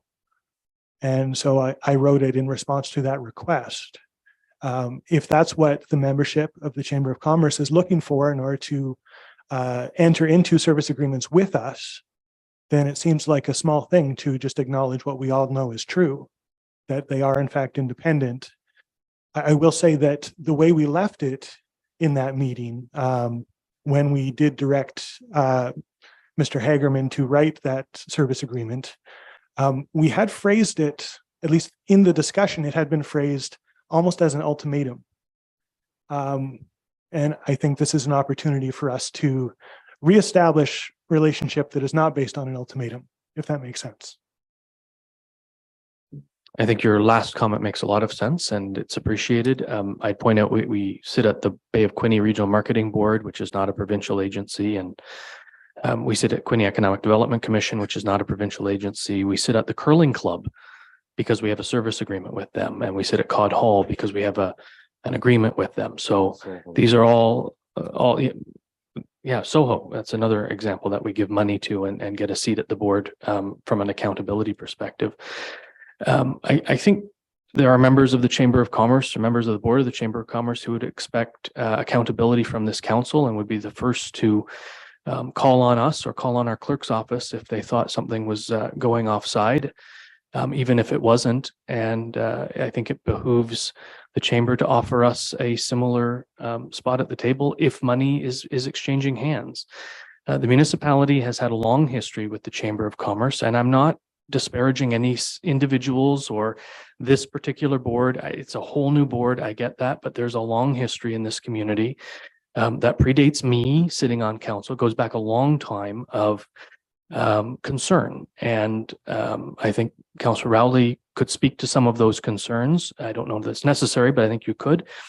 And so that's why we have had a seat at the board anytime money is exchanged hands from an accountability perspective. And so I think if there is money to exchange hands here, I could not support this motion the way it's written. Go ahead. As I understand it, Mr. Mayor, from conversations that you and I have had, the financial or economic investment that Brighton had in the chamber in the past was more in the way of operational grants than in a service agreement capacity. There's a difference between hiring somebody to run a tourism booth and floating the cost of the organization. I think in the past, if Brighton was supporting it to the extent that we were, that made a whole lot more sense. But if we have to have a voting membership every time we do business with someone, then we need a lot more memberships than those we have. You mentioned several. I would argue that, for the Curling Club, since we own the building, and same with Codrington Hall, that's a little bit different than contracting to do some business with them. But, I'm sure we could argue that point all day long. The point is that if we require voting membership every time we want to hire somebody, we're going to create a whole lot of work for ourselves for no real benefit. And if nobody wants to work with us because we require voting membership on their boards, then we're going to have to do a lot more work ourselves. We have a good organization in the community that we should be proud to work with, and I think they would be proud to work with us, but we need to have a clear sense of where economic development stops and where member-driven organizations like the chamber pick up. Anyone else? Councillor Fredis. To the chair, thank you. In light of the fact that the chamber's withdrawn their offer, I have to wonder, what are we talking about? I mean, if I look at this motion, if you simply take out the last sentence, I have no problems voting on it, because the offer to provide this service is not there anymore. And basically all it says is we recognize that they're autonomous. The only other modification I would make is it says it seeks to reestablish and sustain a mutually beneficial relationship. I don't view it as having to reestablish. I view it as simply maintaining an existing relationship. From my point of view, I don't see that unless there's some history that I'm not aware of, that there's some damage in this relationship. I'm not aware of any if there is. Councillor Wheeldon. I'll mention again that the last time that they were here, we issued an ultimatum that said, if we don't get a voting membership, we won't do business with them. And so that's where the reestablishing a positive relationship comes in. I don't view ultimatums of that sort as conducive to a good working relationship. And judging by the way that the chamber members left that meeting, I got a strong impression from them that they did not feel we were operating in a respectful manner toward them. I did not get that impression myself from the way that we talked about working with them. And so this is to mend fences. I'm getting the impression that other people in the room didn't perceive it that way. But I thought, frankly, that what we had said to them was insulting. And so I wanted to step in and try and reframe that relationship in a more positive light. Councillor Boutwell. Through the chair to Councillor Wheeldon, I think that we're probably talking about similar things. The way that the meeting ended, I did not have the impression in the moment that there was anything untoward done or offensive said. However, when I did go back and view the recording of our council meeting, it could definitely be read as flippant and could very easily be perceived as aggressive or baiting. So I might counsel the other councillors to go and have a look at that meeting. It didn't come off well when viewed through a different lens. That's all I have to say. Go ahead. With regard to respecting the autonomy of the organization, if we require voting membership, then they are not autonomous. So the point of the motion, if you can't take off the last section from the motion and hold up the option of us requiring a voting membership if we're going to do business with them and still respect their autonomy. Those two are mutually exclusive. I disagree. I respect the autonomy. I think we all respect the autonomy, again, of the QEDC, the Bay of Quinte, Lower Trent. But they are not autonomous from us because we are voting members of them. We have some control. QEDC, we have some control over QEDC. We have 2 voting members on the board. Yeah. And yet they are autonomous, entirely autonomous of this council. They work hard in partnership with this council, and there are other 3 member municipalities, but they're entirely autonomous. They make their own decisions. They strike their own budget. It's entirely autonomous. It has nothing to do with the fact that we have voting members around the table. The voting membership is based on our agreement with them. Councillor Boutwell. It's my understanding that their bylaws do not provide for a voting membership for the municipality. So it's kind of a moot point. We don't have a seat. And unless we are being asked at this council chamber to start debating whether we would like to ask for a seat, I mean, maybe that's something that we look at requesting, but I don't think that it's really a part of this conversation that we don't have a seat. I would agree. I mean, I've heard what the bylaws say, and I would agree. If we go down the road of a service agreement, it would behoove us to ask for a seat at that board. That might be perceived as an ultimatum. I guess I can't help that perception, but at the end of the day, if this council were to vote in favor of a service agreement that then attached a voting membership to it, then that perception is reality, in fact, right? So at the end of the day, the former bylaws did did permit a member of council to sit on it, and so those bylaws have been changed, and some would argue to exclude a member of council, and one wonders if that leaves a bad taste in anyone's mouth. Councillor Ferretis. To the chair, thank you. I guess you just made the point. It's simple enough to amend their bylaws to add a council rep. That's not the end of the world. I'd also point out that, one council rep is only one vote. That doesn't mean that they influence the direction of or challenge the autonomy of the group. They will simply get voted every time. So I'm not sure why we keep going around on the circle on this thing. It's been withdrawn. Why are we talking about this?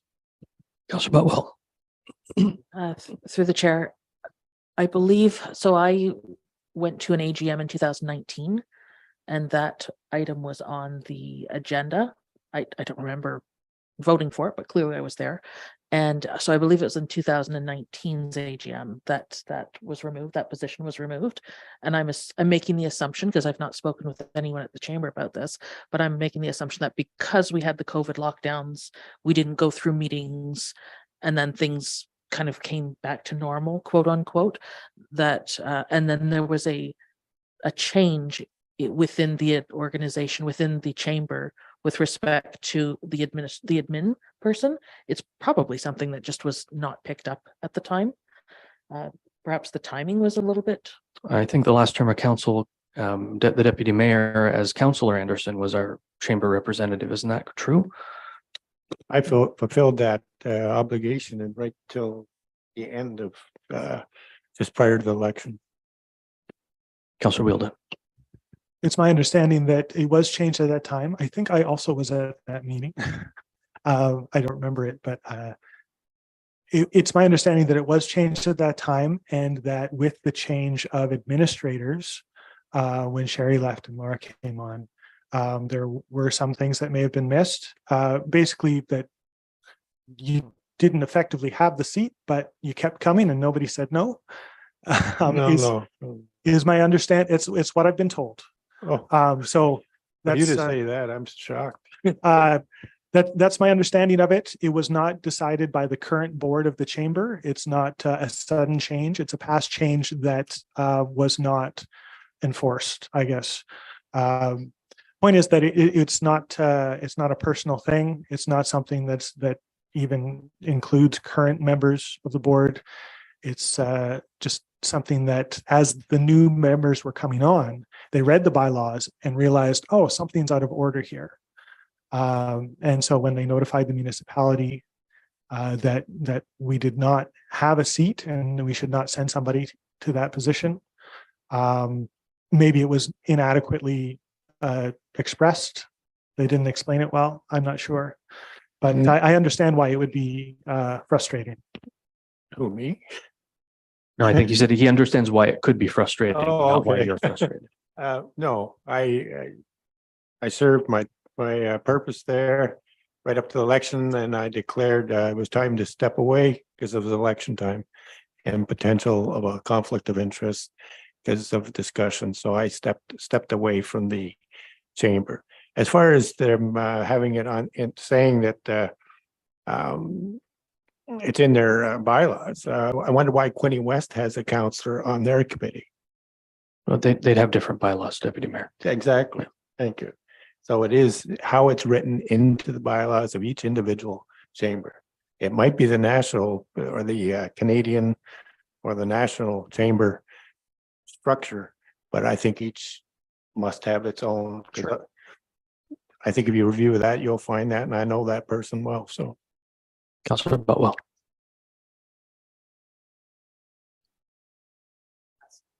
Yeah. Councillor Wielden. I do want to clarify to my colleague across the way that this is not about this particular service agreement, but the question of if there will be any future service agreements. As I said, we did phrase it as an ultimatum. I think the words were something along the lines of, we'll require it and see what they say. And what they've said is no. I think it is to our benefit to have a good working relationship with the Chamber of Commerce without requiring them to change their own bylaws in order to meet our demands. I don't think that there's anything gained by us digging our heels in when they've just very clearly stated that what they want from us is an acknowledgement that we don't have a seat on their board and that they're not going to change their bylaws to grant us that in order to work with them. Councillor Rowley. Thank you, Mayor. I always thought we had a pretty good partnership with them as well. I think they've kind of isolated themselves from us really. And I want to say maybe with the DBIA as well. We have representation, their administrator said at all of our DBIA committee meetings. We include them every time that we can and everything we do, yet that is not a reciprocal invitation back with the chamber as well. So I'm just wondering if this is them, like we say, they want to be autonomous, but they're isolating themselves instead of working with all of the groups here in Brighton that they could be working with. I think those partnerships, I think we're redeveloping silos where some of us in previous councils worked very hard to bring all of these partners back together. And I just see that we're now separating this again. Councillor Butwell. Through you, Mr. Chair. I can understand that sentiment because I've seen that in the past. My understanding from conversations is that it's not about creating silos. It's about creating a very clear field to start from and then rebuilding from there. Having been a member of the chamber, I think it's important to remember that the members themselves are the ones who vote on the bylaws. We can't compel them to vote changes through their bylaws. And I also think as a business owner in this community myself, and as most of us have been or are, or perhaps will be, that the membership of the chamber are our business community. And a strong chamber is something that we do want. And if we see, or we have the impression that they are moving towards a silo instead of shutting that door, making a stance like is requested in this motion is simply about meeting at the halfway point and saying, okay, clean slate, what can we do to build forward together and to help our business community? Because we are a town that is full of independently owned businesses. And if the chamber is there to help those businesses, then we should at least make that. I feel like we should meet them halfway, meet them partway. They're asking for a simple recognition. Sometimes that would be like an apology. Sometimes the apology itself is good enough. It's just about changing and moving forward. I kind of see this acknowledgement as an apology, perhaps. And I know that some might take that incorrectly, but that's my thoughts on it. Well, and I think maybe to Councillor Fredis's point, if it didn't include the exclusion of a potential voting member, that would suffice. But with the inclusion of the exclusion of a voting member, it feels like we're at dueling ultimatums. If I can use that point, Councillor Wheeldon. I do want to clarify that my motion does not require that we can never have a voting membership. It only states that it is not a precondition towards entering into a service agreement. We can always ask, but we have to be willing to accept no, and then still ask the question of, do we still want to work with them if we can't have that vote? And I would suggest, my personal take is that we don't need a vote in order to trust that they do good work and that they can fulfill a service contract. A contract is a contract. Although I understand the language of the motion, I think that the vote, if we voted on this tonight, we would be answering the question of, would we be interested in entering into a service agreement without a voting member? That was not at all my intention. I understand that. So if there needs to be a reworking of the wording in order to reflect that, because I definitely don't want my motion to misconstrue my intentions here.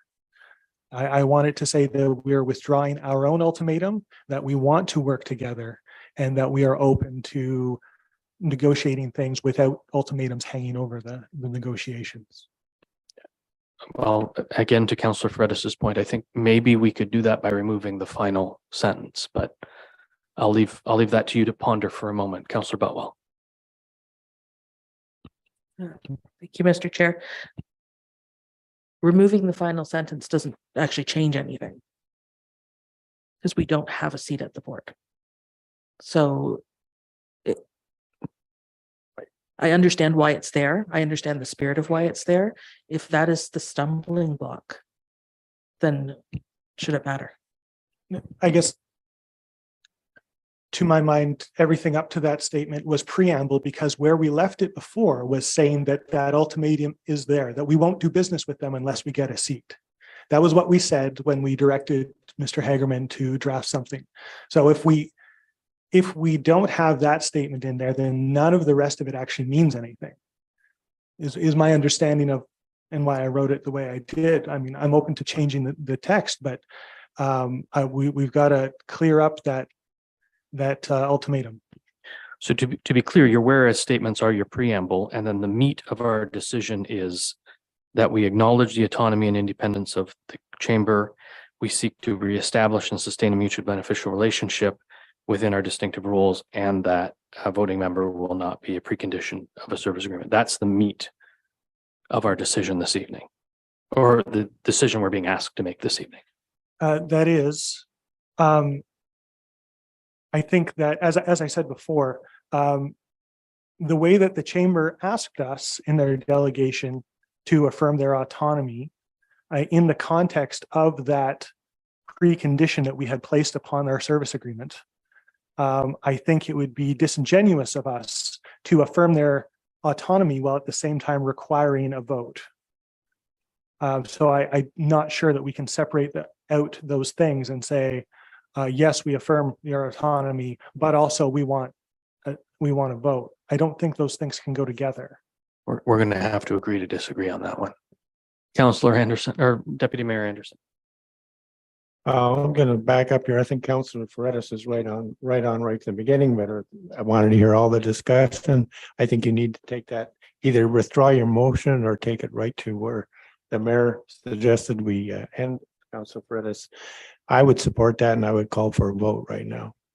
Well, thank you for that, but we're going to continue the discussion. All right, but I think we're just going around in circles. Well, we may be, but I'll let that play out for another couple of minutes here. To the chair, I guess we could sit here all night and talk about ultimatums. The fact that I view the letter that we got from the chamber as an ultimatum. We want your money, but get the hell out. Pardon my French. Language. Pardon my French, as an ultimatum too. I don't think we need to go down that road any further. Councillor Botwell said she would view it as a form of apology if we passed something that simply acknowledged their autonomy.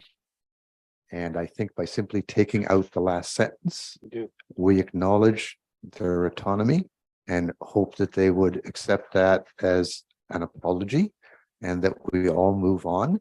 That doesn't preclude the opportunity for us to work together again at some point, because as has been pointed out, they have withdrawn that offer. And it's kind of simple as that. Councillor Rowley. Thank you. As I mentioned earlier on, I don't know if there's a compromise. Do we take the word voting out? Could we at some point compromise if we were to go in any kind of agreement, just have membership on the board? Could we just have representation sitting at their table? Why don't they want us there? Is maybe another question. We sit everywhere else. They don't want us there. They want us to recognize that this is their business and we're just going to only get from them what they require. I think there's opportunity for compromise. I think there's opportunity for good partnership with them, with the DBIA as well. And I think we're throwing some of that good stuff away. Councillor Botwell. Thank you, Mr. Chair. Has the municipality proceeded with taking in a membership at the Mr. Hagerman, or it's money? So what if Mr. Hagerman? No, I have not purchased a membership at this point. Okay, because we would have the opportunity to sit through the meetings if we just simply took a membership out. Councillor Wilden. Thank you. Yeah, the meetings are not closed to us. A membership is a very simple thing. I think we discussed at the last time we had this conversation around the table. I was able to look up that it's something like $50. So we can be at that table. And I will say to Councillor Rowley's point, that the question of why don't they want us there is a question for their last board, not their current board, because that was where it was passed. So I don't think that it's a personal matter for any of the existing members. It's only a question of they want to be true to their own bylaws, and they want the ability to write their own bylaws without losing their partnership with us. If it is generally acceptable to pass the motion without the last statement, I'm definitely open to that. We seem to be caught on some semantics there and some disagreement about the nature of a couple of the words. So if striking those words would be acceptable to everyone, I'm open to amending my motion. It's your motion. Can we take out the last statement and get it passed? Councillor Rowley, are you amenable to that? Yes. Or by removing the last sentence, as such, Brighton Municipal Council affirms that a voting membership on the Board of Directors of the Chamber of Commerce is not a precondition of establishing agreement for service with the Chamber of Commerce, and leaving the rest of the motion as it stands. Is there any further discussion? Councillor Ferretis. I'm still somewhat troubled by the terminology reestablishing and sustaining a mutually beneficial relationship. I always thought we had one. Now, maybe in light of this current debate, it's a reestablishment, but just Can we the take word out? We can just say maintaining. Yeah. That's fine. I'm fine with that. Please, that would help. So change reestablish and sustain to maintain. Yes. Councillor Rowley, are you amenable to that?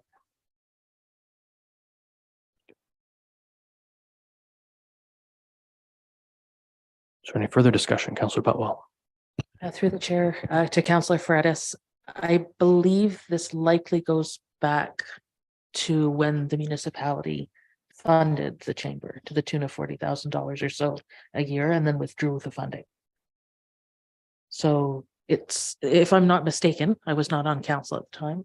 Does that sound familiar to some of the? We didn't withdraw funding. No. We asked for very specific key performance indicators. What was happening with the money? And we weren't able to get it. Okay. So we had very serious conversations with the Chamber of Commerce and reduced the funding significantly based on those discussions. So it was a matter of accountability, perhaps?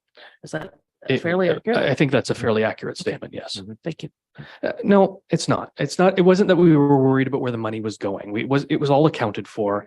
Accountability was 100%. In fact, I wouldn't want the treasurer to think that we thought otherwise, the former treasurer to think that we thought otherwise. It was a matter of, if we were entering into a service agreement, what was the municipality getting for our money? And they weren't really able to explain what the key performance indicators were. What were we getting for the $40,000? So we scaled back the 40 to about 20. I think it was about half. I think it was less. Yeah. I wasn't on. Let's not go back to that history stuff when the 40 was gone. The last fee for service that we had with them was $10,000 when we didn't have economic development here, and we basically charged the chamber with organizing Applefest. And so they were given Just the street fair. Just the street. Yes, just the street fair. Sorry. Yes, they were given $10,000 at the time, and your administration looked after the street fair that year. We didn't have enough in-house staff to look after that, nor did we have a committee big enough to do those things. Right. And I'll just leave that at that as well. Councillor Butwell. Through the chair. So it sounds as if there was a culture where there maybe was not as much process in place, not as many policies, not as much structure on the chamber side. And in a way, it sounds like they're trying to establish that now. And that's a good thing, you know, by going through the old bylaws, by looking at when things changed and doing things properly, it actually should be reassuring to us in some ways. If there have been some historical I think the governance changes are good changes at the chamber, and I think it will behoove the community and the chamber as it moves forward. And I look forward to our continued partnership, quite frankly.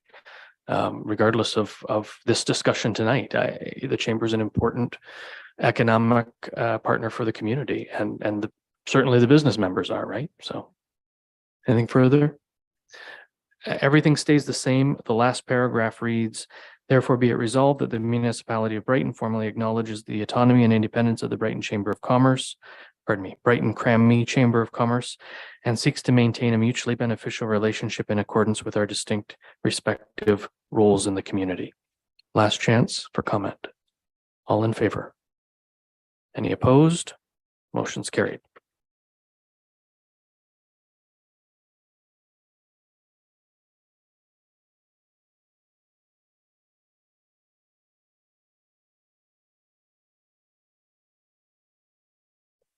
Brings us to our second motion coming forward from April 17th. It's moved by Councillor Butwell, seconded by Councillor Wright. Whereas the municipality.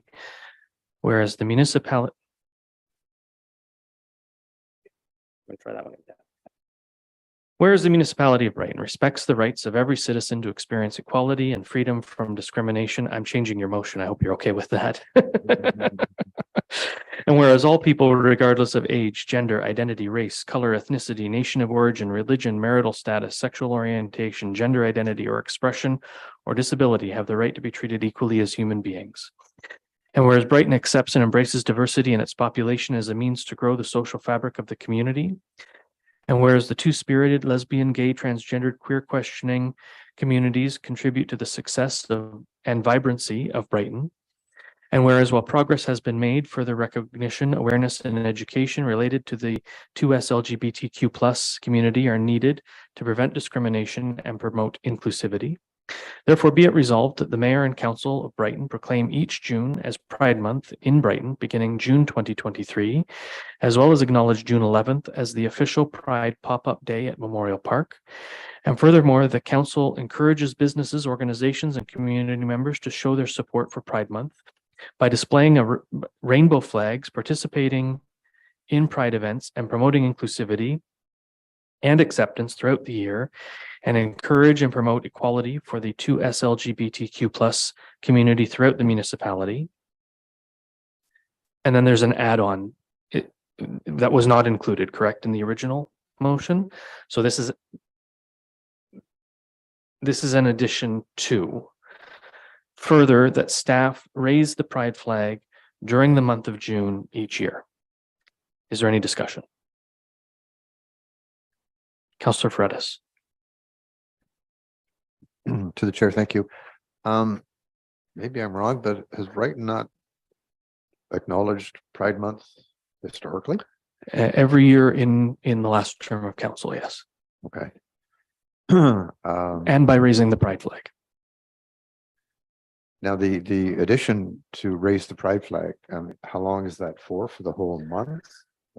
Is that the intent? In the last term of council, I directed that it be raised for the week in June that Pride Day landed on. So Pride Week, only because there were other requests during the month for other flags. I can't remember what they were, but there's always competing flag raisings, right? Everybody wants us to fly the flag, and as an inclusive and diverse community, we want to support everyone, but we can't support everyone at the same time because we only have one flagpole that can carry the flag, and that's the one the municipality's flag is on at the moment. Because the Canadian flag and the Ontario flag should always stay up. As a follow-up? As a follow-up, please. So in light of that precedent, and I know we don't establish precedents, that is correct. Could the suggestion not be that we honor the same week that we historically have honored? So the way this is worded, it reads the staff raised the pride flag during the month of June each year.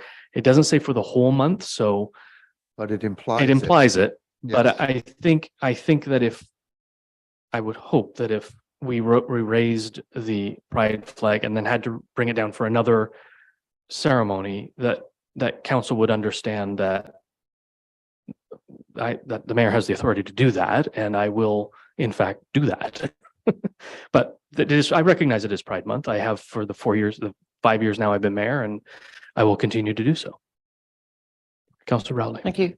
Thank you, Mayor. In fact, we had a short discussion just previous to the council meeting with the clerk saying we don't really have a policy around raising flags. So maybe that's something that we should look into so that when these things come up, we don't have confusion on anything, and that any other group or whatever would like to raise a flag, that we have something in place. And I know that there's a motion circulating from another municipality, but in case you get it, I would caution everyone that motion is not coming from a place of good policy. It's coming from a place of frankly anti-LGBTQ2S plus.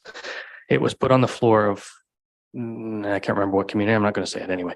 But it was put on the floor as a way of not putting up the rainbow flag, the pride flag. So, well, they said any flags, but it was in opposition to the rainbow flag. So it's not coming from a place of, hey, let's have a good policy. It's coming from a place of anti inclusivity. And I just want to caution everyone that there's some history there, and we don't want to go down that road. So, for the 10 minutes it takes our Parks and Rec staff to raise and lower a flag, I'm happy to do so. I'm happy to do so for Pride and for for Truth and Reconciliation Day and for, Ukrainian Independence Day, whatever day, I'm happy to do that, to say, hey, we wrap our loving arms around you no matter who you are.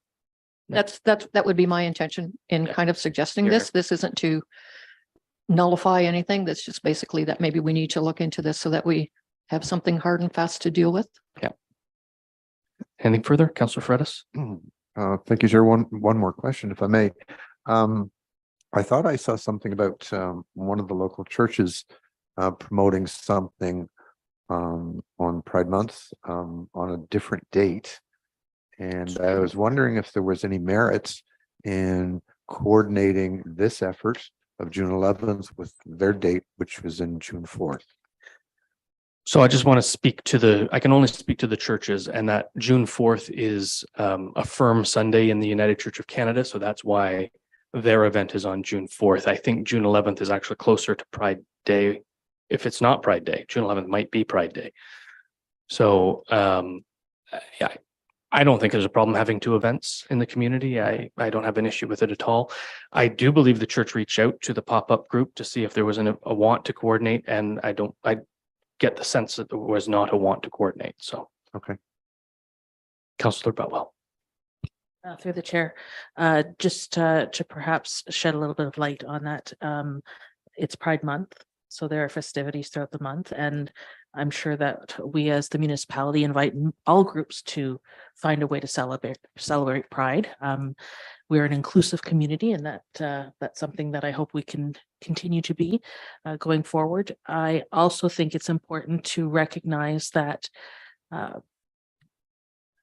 that although we have a very inclusive and loving and open-armed group in the church parade that is happening on the 4th, not all religious houses are inclusive and are safe spaces for those in the 2S LGBTQ plus community. And so asking them to take on these other groups perhaps might actually shrink their audience, as not everyone feels comfortable in a religious-based space. Councillor Wright. So Councillor Emily and I were recently at OSAM, and I had occasion to discuss the motion that we were bringing forward today. And one of the lovely people that we spoke to actually said that a bylaw like this, a motion like this, can actually save lives. And so I just want to speak to that for a little bit. Given the delegation that we had, the presentation by Jack Veitch, lesbian, gay, and bisexual youth are 5 times more likely to consider suicide over regular youth. 7 times are more likely to attempt suicide. 3% of the Canadian adult population identifies as lesbian, gay, or bisexual, as far as StatsCan goes as of 2017. And those are just the ones that are openly saying that, yes, I'm here. I think all of us either know of or love someone who is part of this community, and the impact to mental health coming out of COVID-19 for youth in general is pretty staggering. It's even more so for this vulnerable population, as Jack Veitch mentioned. When we do things, and the more things that we do as leadership in our community to embrace these people, to make them feel seen, to make them feel heard, the better off we are. If there's been a previous bylaw in the town of Brighton in the last 4 years to do this, I was unaware at this point. There was never a bylaw. We just did it. We just did it. So, and this isn't a bylaw either. It's a motion. Motion, sorry. I think the more that we put in place to cement these things as leadership, the better. And that's where the heart of it came from for Councillor Ann and I in putting this together. There is a fair bit of fear amongst that community in terms of religious-based organizations, and I applaud the United Church for doing what they are doing. But the more that we can do outside of that religious community to provide those safe spaces, I think the more the better. And, you know, where we can support the United Church and that, great. But the more space, in my mind, it's more important to provide the safe space for this community. The 2SL LGBTQ plus community is more important than creating space at a religious organization, if that makes sense. Just as leaders, we need to create that space for them. I guess it could be easily argued that Trinity St. Andrews and their firm group have been the leaders in this community for a lot longer than this municipality has. And for well over 20 years has acknowledged a safe space for the LGBTQ2S plus community long before it had that many letters in it, you know. I mean, I'm not putting down, I'm not putting down just that at all. Just recognizing that religion as a whole can be a huge trigger for that community, and they don't feel safe. And there's no group more aware of that than the Trinity St. Andrews folks, I can assure you. Yeah. Councillor Fredis. To the chair, thank you. Councillor Wright, I'm perfectly fine with this motion. I think it's wonderful. And I fully support it. I hope you don't misunderstand my comments about the church. And let me preface that by saying that, you know, when you watch the media and if you look what happens to our neighbors to the south, the Christian evangelical movement has tried its darndest to isolate these folks and strip away their basic civil rights and all that sort of stuff. And that hasn't happened here. I hope it never does. But what I see is a church that is actually reaching out and embracing this community. And I would simply like us to embrace that as well and encourage that. I recognize there will always be some religious elements that don't want to accept this community. But I think we also need to recognize that when there is a religious group that is inclined to do so, we should embrace them and bring them into the support group and encourage as many of them as possible to come forward. That's all I'm saying.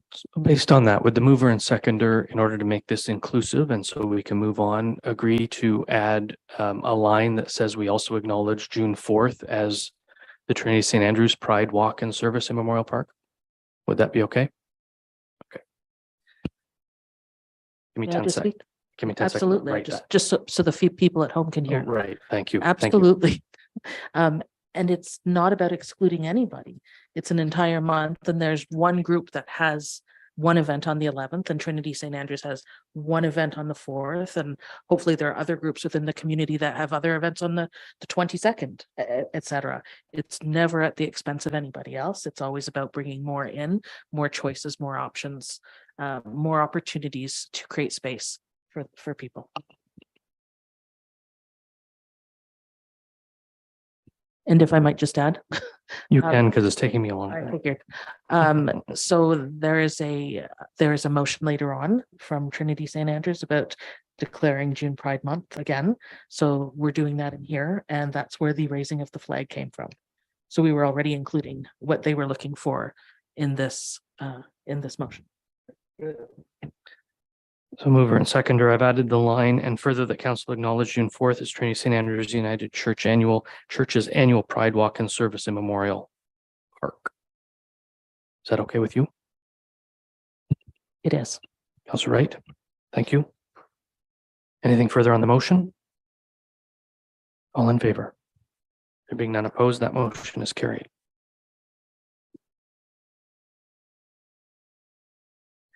We have nothing listed under unfinished business, which brings us to bylaws. The first is an agreement between Dr. Chaudhry and the municipality of Brighton. It's moved by Councilor Wright and seconded by Councilor Wheeldon. That council gives a bylaw. It's first, second, and third reading and finally passes on this date, being a bylaw to authorize the mayor and the clerk to execute an agreement between Dr. Bushra Chaudhry and the municipality of Brighton regarding a medical services funding agreement. Is there any discussion? All in favor? Being none opposed, that motion's carried. And Dr. Chaudhry will be working with Dr. Evans and Dr. Azrat at the newly opened medical clinic on Dundas Street.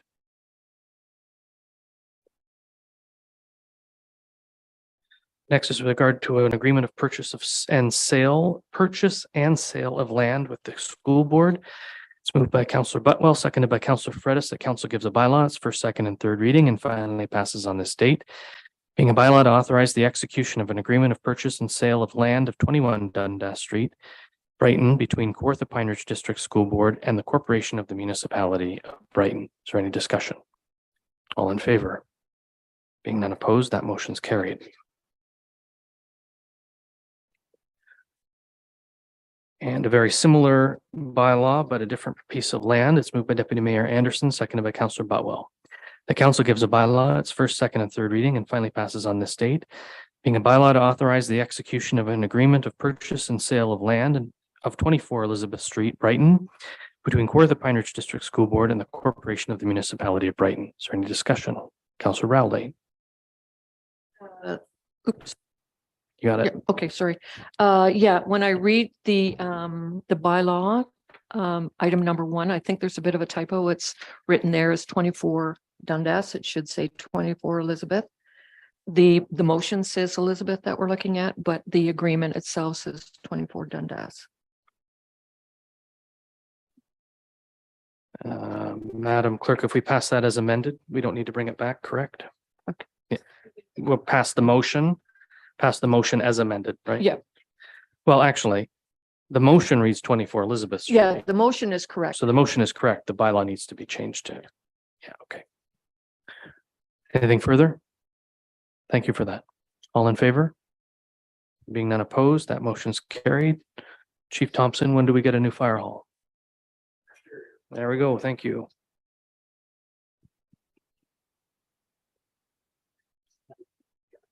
Move on to reports, minutes of advisory committees of council review and review teams. It's moved by Councilor Rowley, seconded by Councilor Wright. The council receives the report from the strategic planning review team. And further, the council endorses recommendations from the strategic planning review team.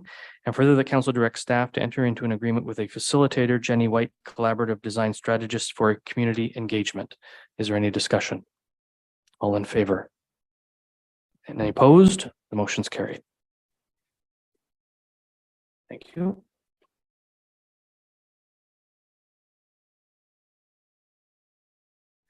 Community events and civic awards is moved by Councilor Wright, seconded by Councilor Wheeldon. The council receives the minutes of the Community Events and Civic Awards Advisory Committee meeting of March 14th, 2023 as presented. Is there any discussion?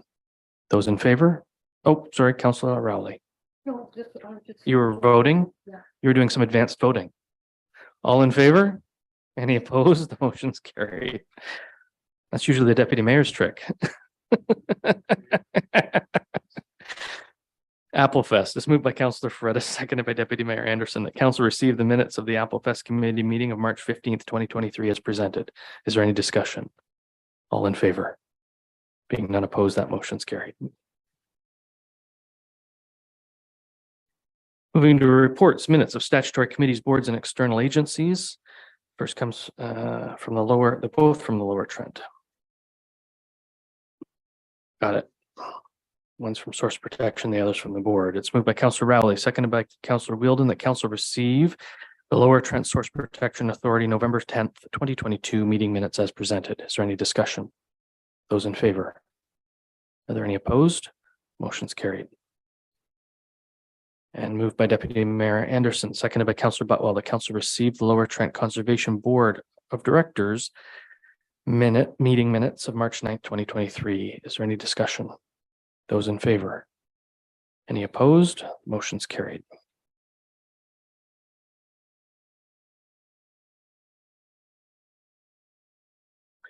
Moving to correspondence, direction items, endorsements, communications, and petitions. It's moved by Councillor Fredis and seconded by Councillor Butwell that council support the request from the Codrington Farmers Market requesting financial support for insurance of artisans and special events for the remainder of this council term, including 2023, and request to cover costs for musicians. Costs would be approximately $5,200. Is there any discussion? Do we not want to see a staff report on this? It would be, I think, appropriate for us to find out where the money's coming from and how we move it forward. Councillor Fredis. To the chair, just to clarify, the $5,200 is for 4 years. So we're talking $1,300 for this year, plus the cost of insurance. Councillor Butwell. Through you, I was actually hoping to ask a question of Director Whitfield. You can ask a question. Are we right there? Yeah. Are we there? Yeah. Okay. Director Whitfield, through you. The estimate for the insurance seemed incredibly low. During the presentation, I realized it wasn't the time to start asking questions of you. Could you offer your thoughts on that? Director Whitfield. Yes, through you, Mayor. I did have a quote from the insurance company for the pop-up market and Codrington Farmers Market together. Mm-hmm. And the quote was more like $6,500 a year. So now I've gone out to try to get a quote for a reseller type policy like we do at the community center when there's events there, specifically for the farmers market. And so, my recommendation would be that council ask staff for a staff report and give us the amount of time that we need to find out how much these dollars will be. So the actual costs. Okay. Go ahead. I had one more question that perhaps I'll reach out to Lianna Palmer. She said that the farmers market has a vendor policy that supports all of the farmers that present, and that they couldn't afford to add the artisans to that policy. But maybe that dollar amount is lower if they do, and that should be the dollar amount that they're seeking, is to add the artisans to their existing vendor policy. So with council's support, I'll reach out to Lianna and see if that's a possibility as well. Right, go ahead. Follow-up question for you, Dr. Whitfield. It may not be the appropriate spot for the question to land, but if we are offering insurance on, we'll call them independent contractors, do we have any exposure when it comes to if they are adequately trained, or do you understand where I'm going with, like, in terms of like injury, WSIB type stuff? Do we hold any liability there? Director? Yes, so through you, Mayor, I think it's bad practice for us to go out and purchase a policy to resell just to satisfy ourselves that we have a certificate of insurance, that in the event that there is a lawsuit, that it goes to our first policy before it goes to our second policy, that like it doesn't make a lot of sense. And that's why I say that I would rather, if we can, have the farmers market add these artisans to their policy and at what cost, and bring that back to council for consideration, because it doesn't make sense to pay for an insurance policy to protect our other insurance policy, so to speak. Go ahead. So based on your answers, and based on my experience in risk management, I would be prepared to withdraw my second for this motion. Thank you. We'll have that discussion in a second. Deputy Mayor. I asked about it earlier. The entertainment we have in the park, for example, how do we ensure those entertainers? Director. I'm not sure they should be providing a certificate of insurance like every other vendor that we have. That's my point. I thank you. That's all I needed. And we pay significantly more dollars Yeah. for those entertainers. So the same should apply in Concord. That is best practice. It's what I preach regularly, that we need to make sure that every vendor that we hire, regardless of what they're doing for us, that we have a certificate of insurance that names the corporation or the municipality right now on that policy. Councillor Ferretis, as the mover, are you okay receiving this correspondence and asking staff for a report? Yes. Thank you. Councillor Butwell is the seconder. Are you okay with that change? Yes, I am. Thank you.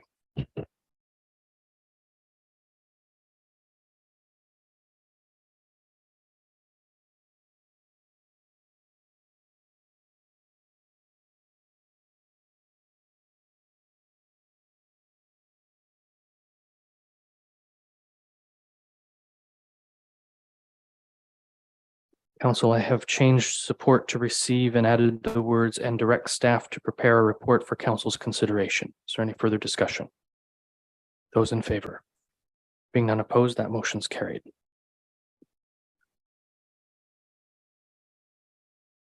And correspondence from Falun Dafa. It's moved by Councillor Wright, seconded by Councillor Wheeldon, that council receive or support the proclamation request from Falun Dafa Association of Canada to proclaim May 13th, 2023 as Falun Dafa Day and flag raising or lighting up a municipal flag. I think we probably already have a flag from last year, or did they take it away? It's Falun Dafa. I think it was purple. I can't remember. I think it was purple. Yeah, I think we have that. So rather than lighting up a building, I'm just trying to keep track. Yeah. We put lights on today, blue lights for something else. today. Yeah. Yeah. Like you were saying, there's a lot. Yeah, there's a lot. Yeah. Councillor Wright and Councillor Wheeldon, are we receiving or supporting this? Support. And are we okay striking or lighting up a municipal building? We'll just raise the flag. You okay with that? The flags look like they're blue, by the way. Are they blue? Yeah, based on the paperwork, the PDF. I will believe. Oh, yes, that's true. Thank you. Any further discussion? Those in favor? Any opposed? Motion's carried.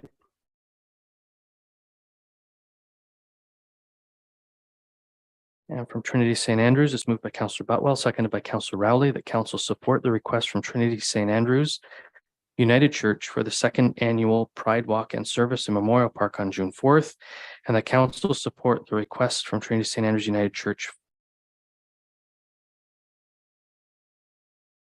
Why'd we write it again?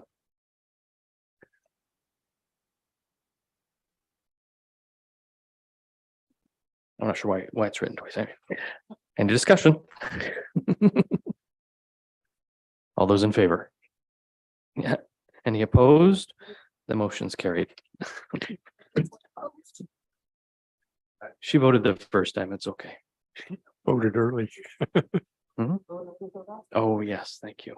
Where did I put that? And we have added a piece of correspondence to the agenda from the Chief Protocol Director, International Relations, Intergovernmental Affairs Cabinet Office for the Province of Ontario. It's moved by Deputy Mayor Anderson, seconded by Councillor Butwell, that council support the request from the Department of Canadian Heritage. It is, oh, it's through Heritage, right? Okay. To illuminate Canadian buildings or landmarks such as the Municipal Administration Building or Memorial Park in a royal emerald green for the coronation, May 6th and 7th, 2023. Is there any discussion? What do we light up now, Jim? We light up the community center, don't we? Memorial Park? Yeah, we have Memorial Park. There's a couple of lights we installed over the top of the stage that we're able to change the color digitally. So you can look up the emerald green, the appropriate Charles III emerald green color for us, Yeah, and please. then drive up at night. I know they do. I know they do. Any further discussion? Those in favor? Any opposed? Motion's carried.